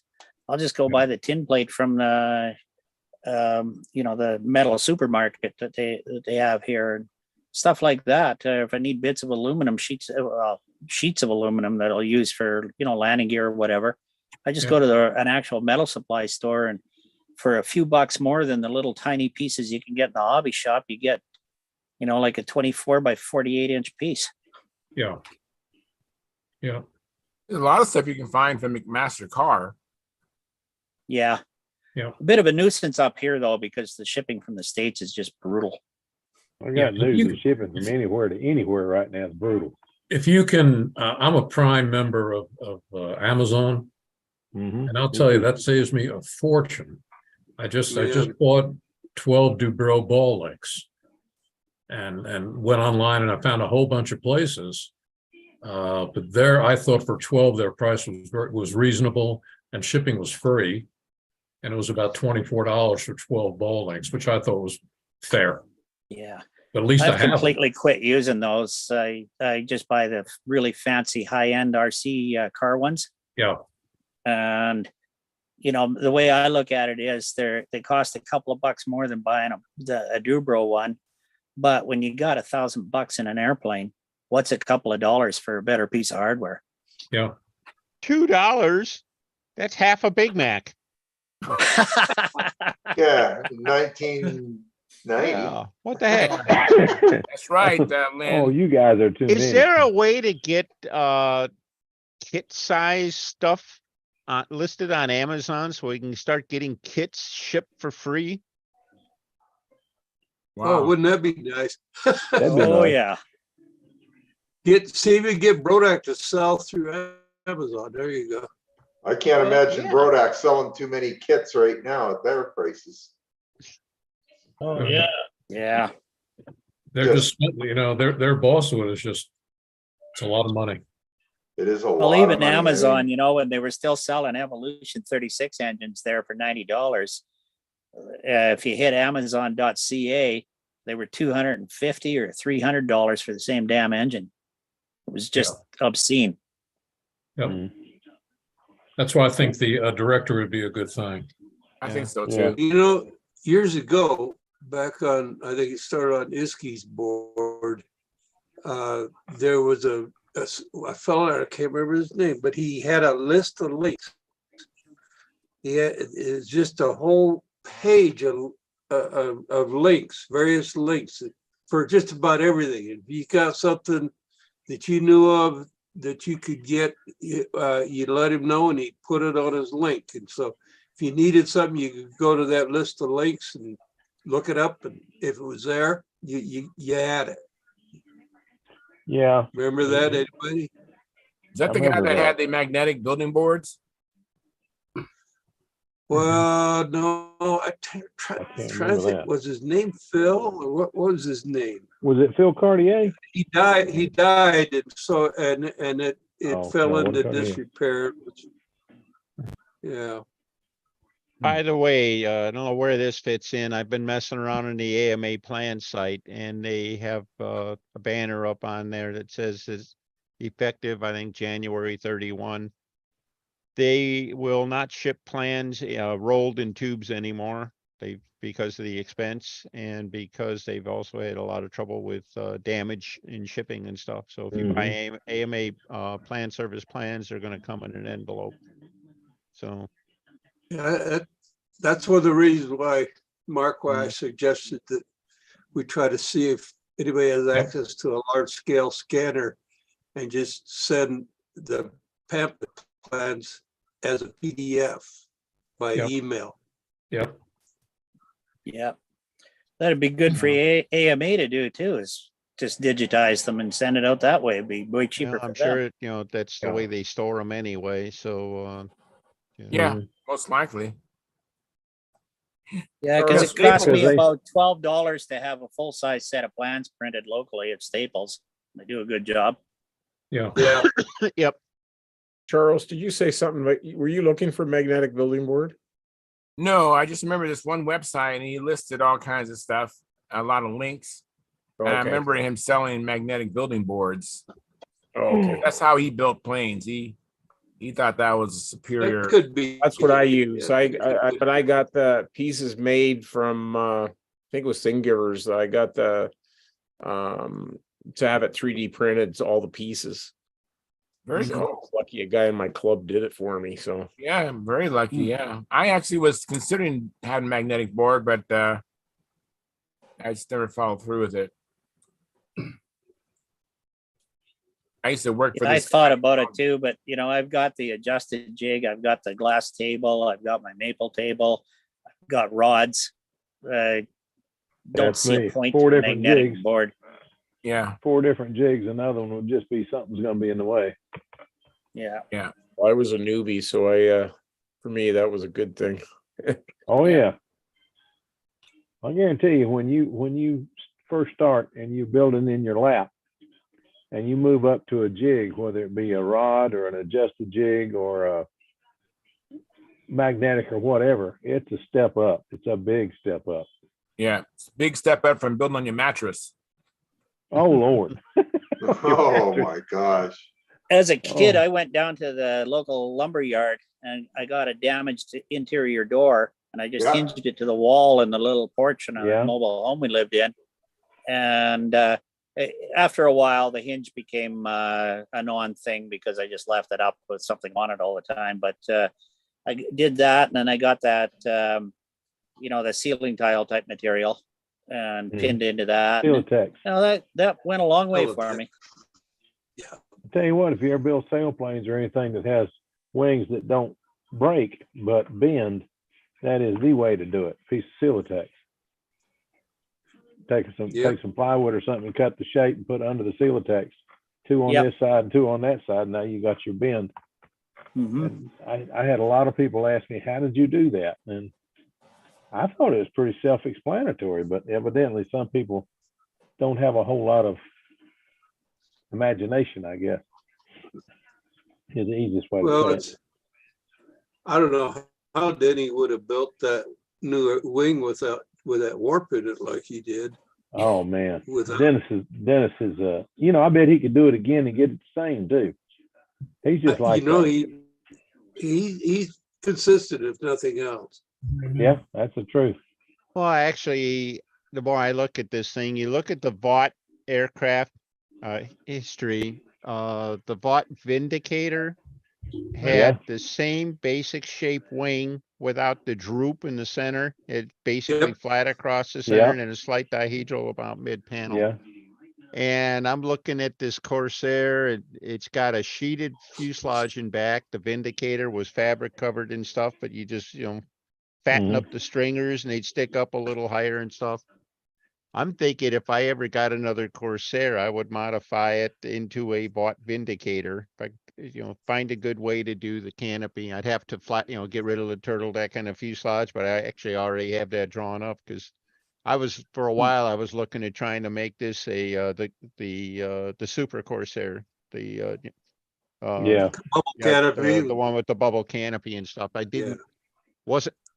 wasn't sure where I could find a really, really good canopy for it, so I kind of went by the wayside. But have any of you ever tried pulling your own canopies?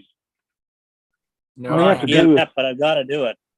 all you have to do is take the template, get the plans, make yourself a 1/8 inch plywood template of the profile of it. All right, then get a view of like you're looking down on it, and do that in 3 or 4 spots.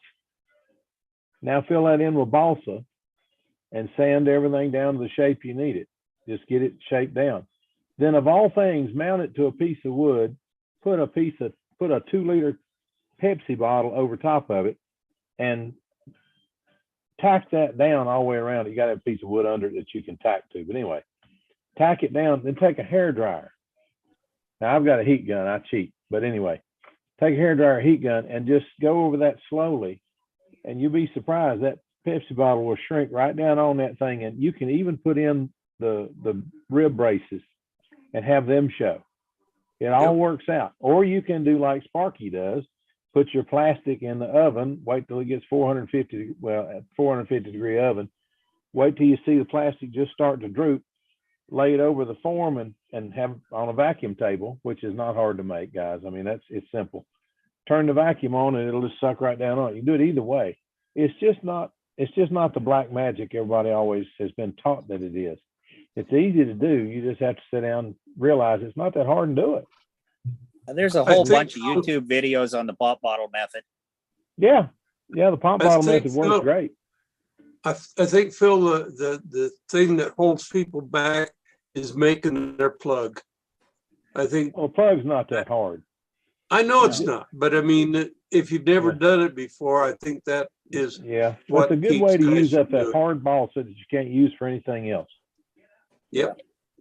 On the subject of being cheap for maple, for motor mounts or whatever, I've got lots of it, so I don't bother. But I was wandering through Habitat for Humanity Restore the other day, just dropping some donations off actually. And I saw that they've got cabinet doors there for $1 each, hard maple. Wow. Buy a cabinet door, rip it up on the table saw, or use your neighbors or whatever, and you'll have pretty much a lifetime supply out of 1 or 2 doors. Yeah, sounds like a plan to me. I hadn't thought about that. Good idea. And it gives you some maple ply from out of the center too, 1/4 inch for whatever you might want to use it for. Good idea. I had a friend of mine here in Fort Wayne. I don't know how he managed to do it, but he found they were tearing down a bowling alley. Oh, wow. Oh yeah, Lord. the ultimate And he workbench. got this edge laminated, floor from the bowling alley. He got Yeah. some sections of that. He had some hellacious building boards, is all I could say. Oh yeah. I'll bet. Love to got one of those. I know a guy named David Riggs has the same thing. He has these floors from building tables that were basically from a bowling alley that was going away. Beautiful, beautiful rigid bench. In the old days, they'd pay you to take it away, to cut it out and haul it, so they didn't have to hire someone else. Nowadays, maybe not with the price of wood. Yeah. Oh, they still. I knew a fellow whose job was to replace the glass in the drive-up teller windows at the banks. Now that's bulletproof glass, so it's like 1 inch thick, and so sometimes they heat and whatever, they'd get a crack in it, so they'd have to pull in and replace it. And he'd take those and he'd he built model airplanes. So guess where his next building board came from? Wow. Oh, I yeah. think that must have been very heavy. Very heavy, but it's very straight and very I flat. bet. Yeah. Well, I tell you what, with all of it happening, I'll tell you a little trick. Look around and watch for a service station that's going out of business. When they close it down, they usually tear it down, or they modify it and they'll take the big windows out of the front out of it. Well, guess what? That's usually safety glass. Very straight, very big. And you can, when they're taking it down, you can go out there and give the guys that are getting ready to throw a brick through it, give them $10, and they'll not just take it down for you. They'll cut it into 4x8 sheets and even load it in the back of your plywood, your pickup truck. Now ask me how I know. And you get you a really nice cover for your building table like that. Yeah. It works. Wow. And all I just happened to be there when they were taking this service station down. And the guy was honestly getting ready to throw a concrete block through it. It's wait. I'll give you $20 if you'll take that thing down, cut it in half. I mean, these are glass guys. Cut it in half and put it in the back of my pickup truck. You got it. 10 minutes later, it was in the back of my truck in 2 pieces. Nice. But We're a bunch of cheap buggers, aren't we? We are. We are. You gotta be. In this day and time, you gotta be. Bobby, I mean, you probably That's couldn't, repurposing. All right. That's Yeah. that's good Yeah. for the environment, good for everybody. All right. how Yeah. many of you guys here have ever really built a lot over glass? You can set your plans underneath it so you see, Yeah. it you use CA and pieces of balsa to do your jig work. You can just shoot a little bit of CA onto the glass and hold the wood there, and it's there. It's going to be Yeah, there it's until you nice. take it off. When you pop it off, the residue there, you take a straight edge razor, one of those safety razors, you just scrape it off. Comes right off. Nice and Yeah. clean. Well, I'm not going to be lifting my glass sheet to put a piece of paper under it. That thing's half-inch thick. That's all I had to do to lift it up onto there in the first place. That's the way mine is. I got 3 of my neighbors to help me carry it in the house and put it on the table. Everybody thought I was crazy. Well, they know I'm crazy, but anyway. But No, They they got didn't him think you were crazy until you set it over the canopy for 'em and got out that heat gun oh well, and that made some works. real glass canopies, right? That So- works. But they Well, walked in underneath that- my glass, I drafted out a grid work, so that's real handy for laying stuff out too. At least Yeah. basically, Oh, yeah. Yeah, I didn't think Yeah. to do that. Mine's just laying on a big wooden table. But they walked in and saw all the models hanging from the ceiling, and now I've got two of the 3 that want to go with me to Hobby Park and watch me fly. I said, well, All that right. sounds good. And one of them says he's looking for a hobby, so he's giving up hunting.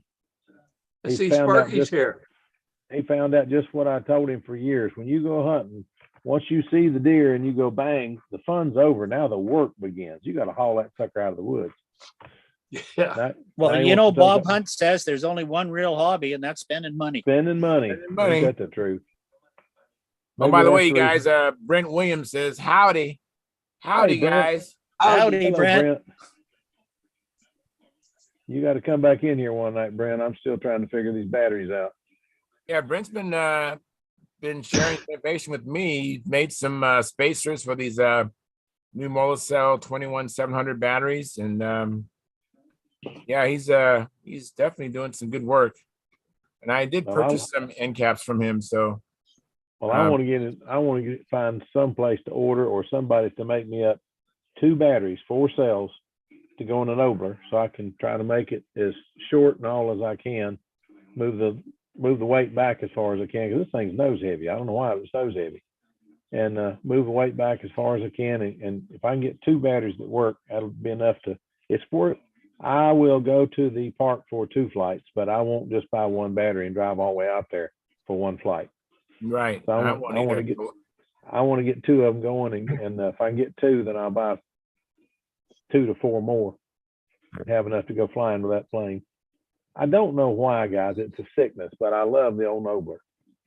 It is my favorite plane, Phil, because that's the very first control line plane I ever saw in my life. I was a little kid riding my bike to the recreation center, and Shelby Hagberg, who I mentioned earlier, he was flying his Nobler, and Yeah. that's the very first plane I ever saw flying. He was doing squares and loops, and I First thought it was the AMA coolest pattern thing. I ever saw. So Old blue I still Nobler. love, I still love Noblers to this day. And I have a Nobler behind me, and Yeah. I have a Nobler in storage, and I have, yeah, I think I have some Noblers in my closet. So yeah, I love Noblers. Well, he's got it worse than I do. I'm glad to hear that. Yes, very first Oh, plane I man. ever saw. I've And got they a- fly good. They're so smooth. They're such a smooth, Yeah. fine plane. But I tell you what, that I'm gonna figure out how to fix mine, and then I'm gonna build a darn chiseler. I've found the plans to it. I'm gonna build me a chiseler. I won't look as good as somebody on here's. Won't mention any names, but his initials are Keith Tossel. But anyway, Yeah.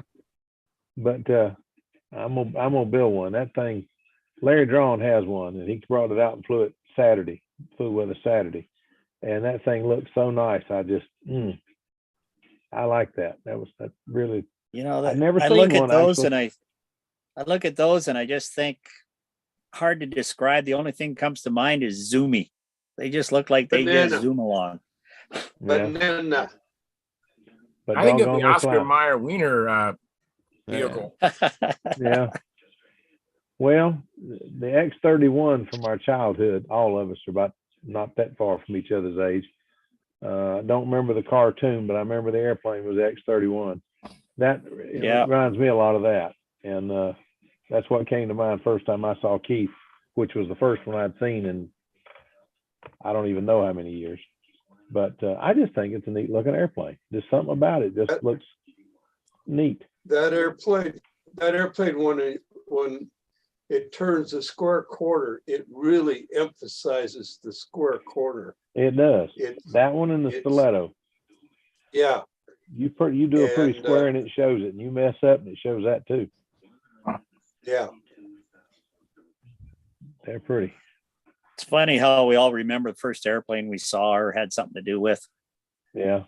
Like in my case, it's a Stinson Voyager full-size one that got me hooked on airplanes because I still kind of remember going for a ride in it when I was 5 years old. Bob, which one of those Stinsons had the big door on the side that had a big freight door or something or other on it? Was there a version? There was the Stinson Gullwing and the Reliant that were bush I was planes like thinking the that. Reliant. Yeah. The Reliant had Hershey bar wings on it pretty much, whereas the Gullwing had the Gullwing elliptical sort of wings. Yeah, Pretty much the yeah. same airplane in a lot of ways, though. I remember seeing one and it had this big door. I mean, it wasn't huge, not like but it was a big door, bigger than normal on the side.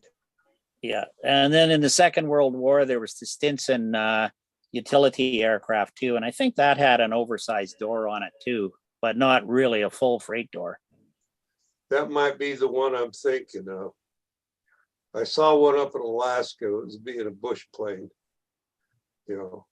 Radial engine or horizontally opposed? Horizontally opposed, but it wasn't like a bush plane where they had big oversized. It was flying in and out of small fields and Yeah, into that's villages likely and things the like that's that. likely the L5. Because I was there was a always lot of them impressed. more Yeah, surplus. I don't know, but I love the Beaver. Well, the Beavers, that's a whole other.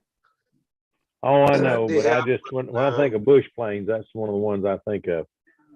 When I was in Alaska, the first time it was dead of winter, and it was, my God, it was cold. But the second time I went, the guy that owned the machine called me back up there. There was nothing wrong with the machine.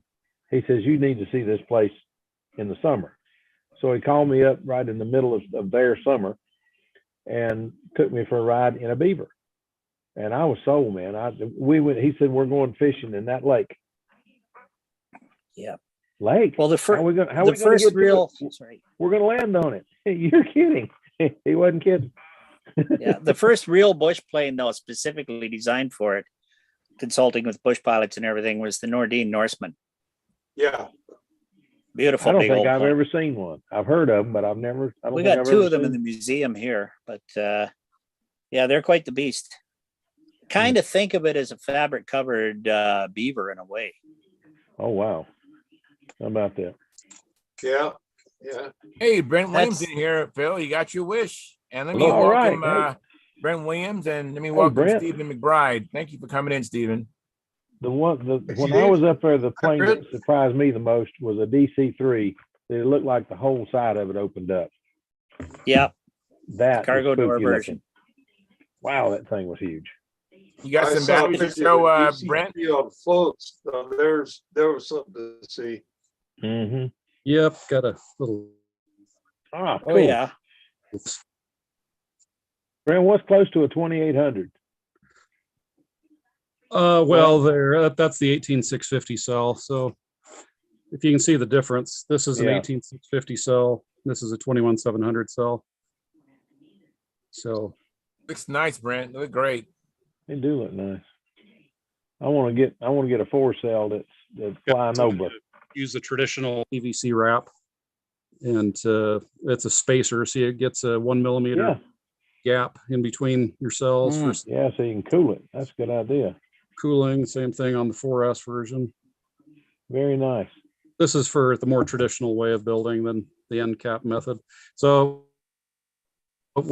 design up these spacers just to then put a little dab of hot glue, you know, just to keep it.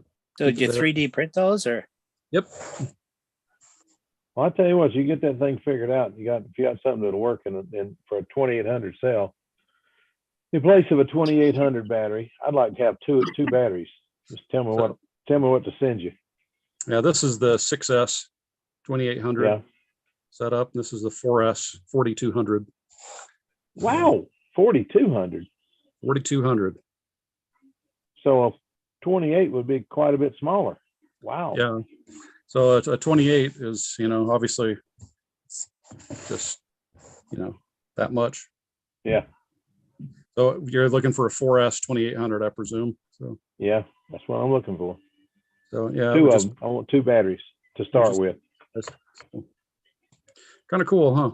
It is cool. It is cool. What does that weigh in comparison to the batteries we're used to? Much lighter, or just a little lighter, or what? Sorry, I missed that. I had to kill a call before it came in there. So wow. How much does it weigh, Brent? This one weighs with about 6 inches of 12 gauge wire, which you really don't need. You can use 14 and save some weight, and the balance leads this pack without the wrap. So the PVC wrap would add a little bit, but this one would weigh 306 grams, which is, I think, 10.8 ounces. Still lighter. That's still lighter than a conventional battery. Yeah, it is lighter. So, and then this one, the 4S 4200, is just a little over 10 ounces. So wow. Yeah, pretty awesome. And then the I think this one weighs 7 or 8 ounces as a 4 cell. I'd have to do the calculation again. It's either 7 or 8 ounces. So not very much. That sounds like the ticket. Yeah, well, we'll find out. So, you know, we're all guinea pigs right now so we know the 6S works just because, you know, everyone's been testing 6S setups, but we just don't have a lot of data yet on this. So when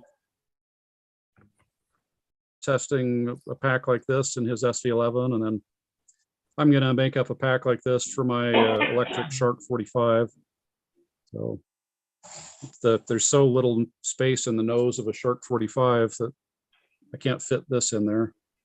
What motor did you put in In fact, I'll grab the plane real quick to show you. So just one sec. Golly, Polly, I'm telling you. I have a Humber, which is the same thing, and there's not a lot of room in the front of that thing for a motor. So in the nose of a Shark 45, you just don't have a lot of space. No. Up there. But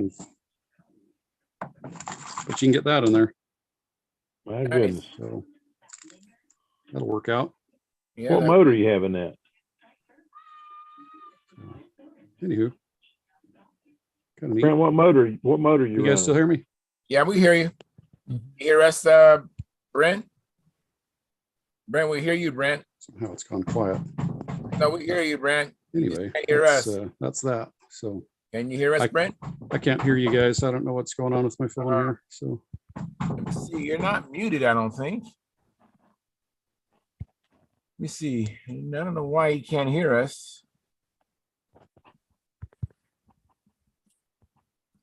Well, I don't know, but that's a neat looking shark. yeah, it is. That is.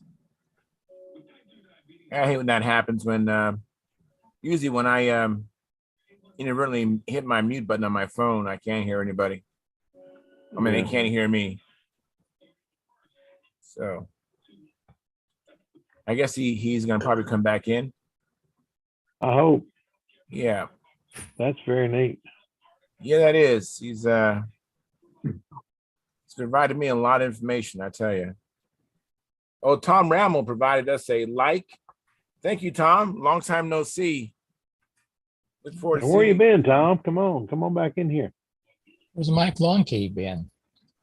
Mike don't know. Long, actually, I spoke to Mike, or he texted me. He said he's just taking a break, and he's just working with his son, of course, getting ready for the trials.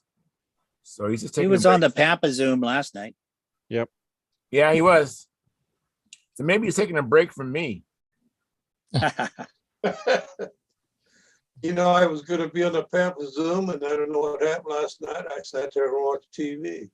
That's what I was so afraid of that would happen to me, John.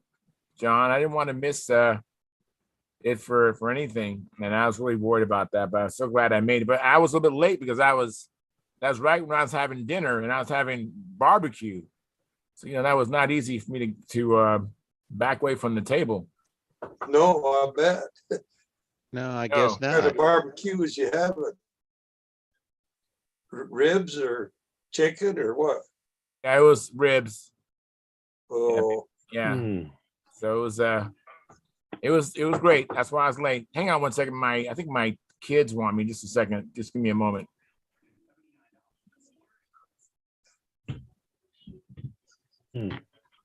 Steve, what's happening in Vegas? Oh, you're muted, Steve. Steve, you're muted. Yep. Okay. There you go. He's back. Yeah. I was talking to my father. Was somebody asking me something? I just asked what's happening in Vegas. Oh, not too much at the moment. Been working on the getting the contest prepared. Working on new platforms and setups for arranging the contest. As you know, we changed the name a little bit, and now we changed the format of how the contest is going to run. Well, you still gonna have the So are you still gonna do the having the experts break off into expert class and master's class? No. So that was a trial run I did last year with the expert class, and then moving the expert class into a master class, which is a trial run. I think for a trial run, it was a great success and a good learning experience to it. But it did have some pros and cons where people did enjoy it and did like it, and others didn't. And it did kind of make the fairgrounds not seem too great when it came down to awards and so forth. So I decided to take that out of the equation and not do that anymore. So I came up with a different platform plan, but I did like the idea of wanting to do a fly off. But I got a lot of feedback about people wanting that, so I'm veering away from not doing that. And I was more concerned with people saying what's fair and what's not fair, and trying to make it more open, competitive for more awards for people. But I found out that majority of the contestants are really not overly concerned about how fair it is on the competitive level that they fly at, as opposed to somebody else who's of a higher competitive level. They actually like to fly against each other all together and see how well they do against the higher end dog.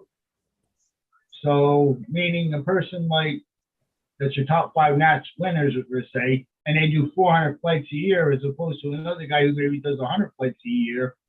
They want to see how well their abilities are than being put into a different class category. Yeah. I thought it was a great idea, but if it don't work, it don't work. Well, I thought it was a Steve, great idea. And I thought it worked out really well last year, but then I got some feedback from it and found out that it really didn't pan out and it didn't work that well. So this year I went through it and I decided I was going to run beginner, intermediate, advanced, expert, but then I was also going to run an open class. And the open class was going to be for the your higher end flyers to actually enter. And a lot of people liked it, but then I had a lot of feedback from a lot of other entries saying, I don't care knowing I can't beat these guys, but I want to know how well I do up against them. And what you're telling me is because I'm not as qualified as a flyer as they are, I can't fly with them. Yeah, I think so. So you're telling me I can't fly with them because I'm not as good of a qualified flyer. So I have to fly in a lower category, which is expert. I can't fly in open. I want to fly against the better guys, regardless. So when it tossed back and forth, it's creating too much confusion in that area. So I'm leaving everything just set up as beginner, intermediate, advanced, and expert. Yeah, sounds like the best way then. That seems to work. Everybody's comfortable with that format, and it doesn't create any confusion, doesn't create any issues to that. But what I did do this year so far on that is I am not doing Nostalgia 30. I changed it back to Super 70 because Super 70 was more successful for us. And I'm not doing Profile because Profile was a big flop. Everybody wanted to have Profile. When Profile came, everybody entered in it, and the day of the contest, everybody canceled on it. So there was no purpose in that. So it was just a lot of extra effort and work and preparing, and then had really no entries in. So I'm not doing that. But the nice thing about it is now I'm going to have the 2 circles set up for on Friday for classic and old time. So classic will be on one circle and old time will be on the other circle. I'm not going to do the switching like I did last year. But Saturday and Sunday is both going to be Pampa now.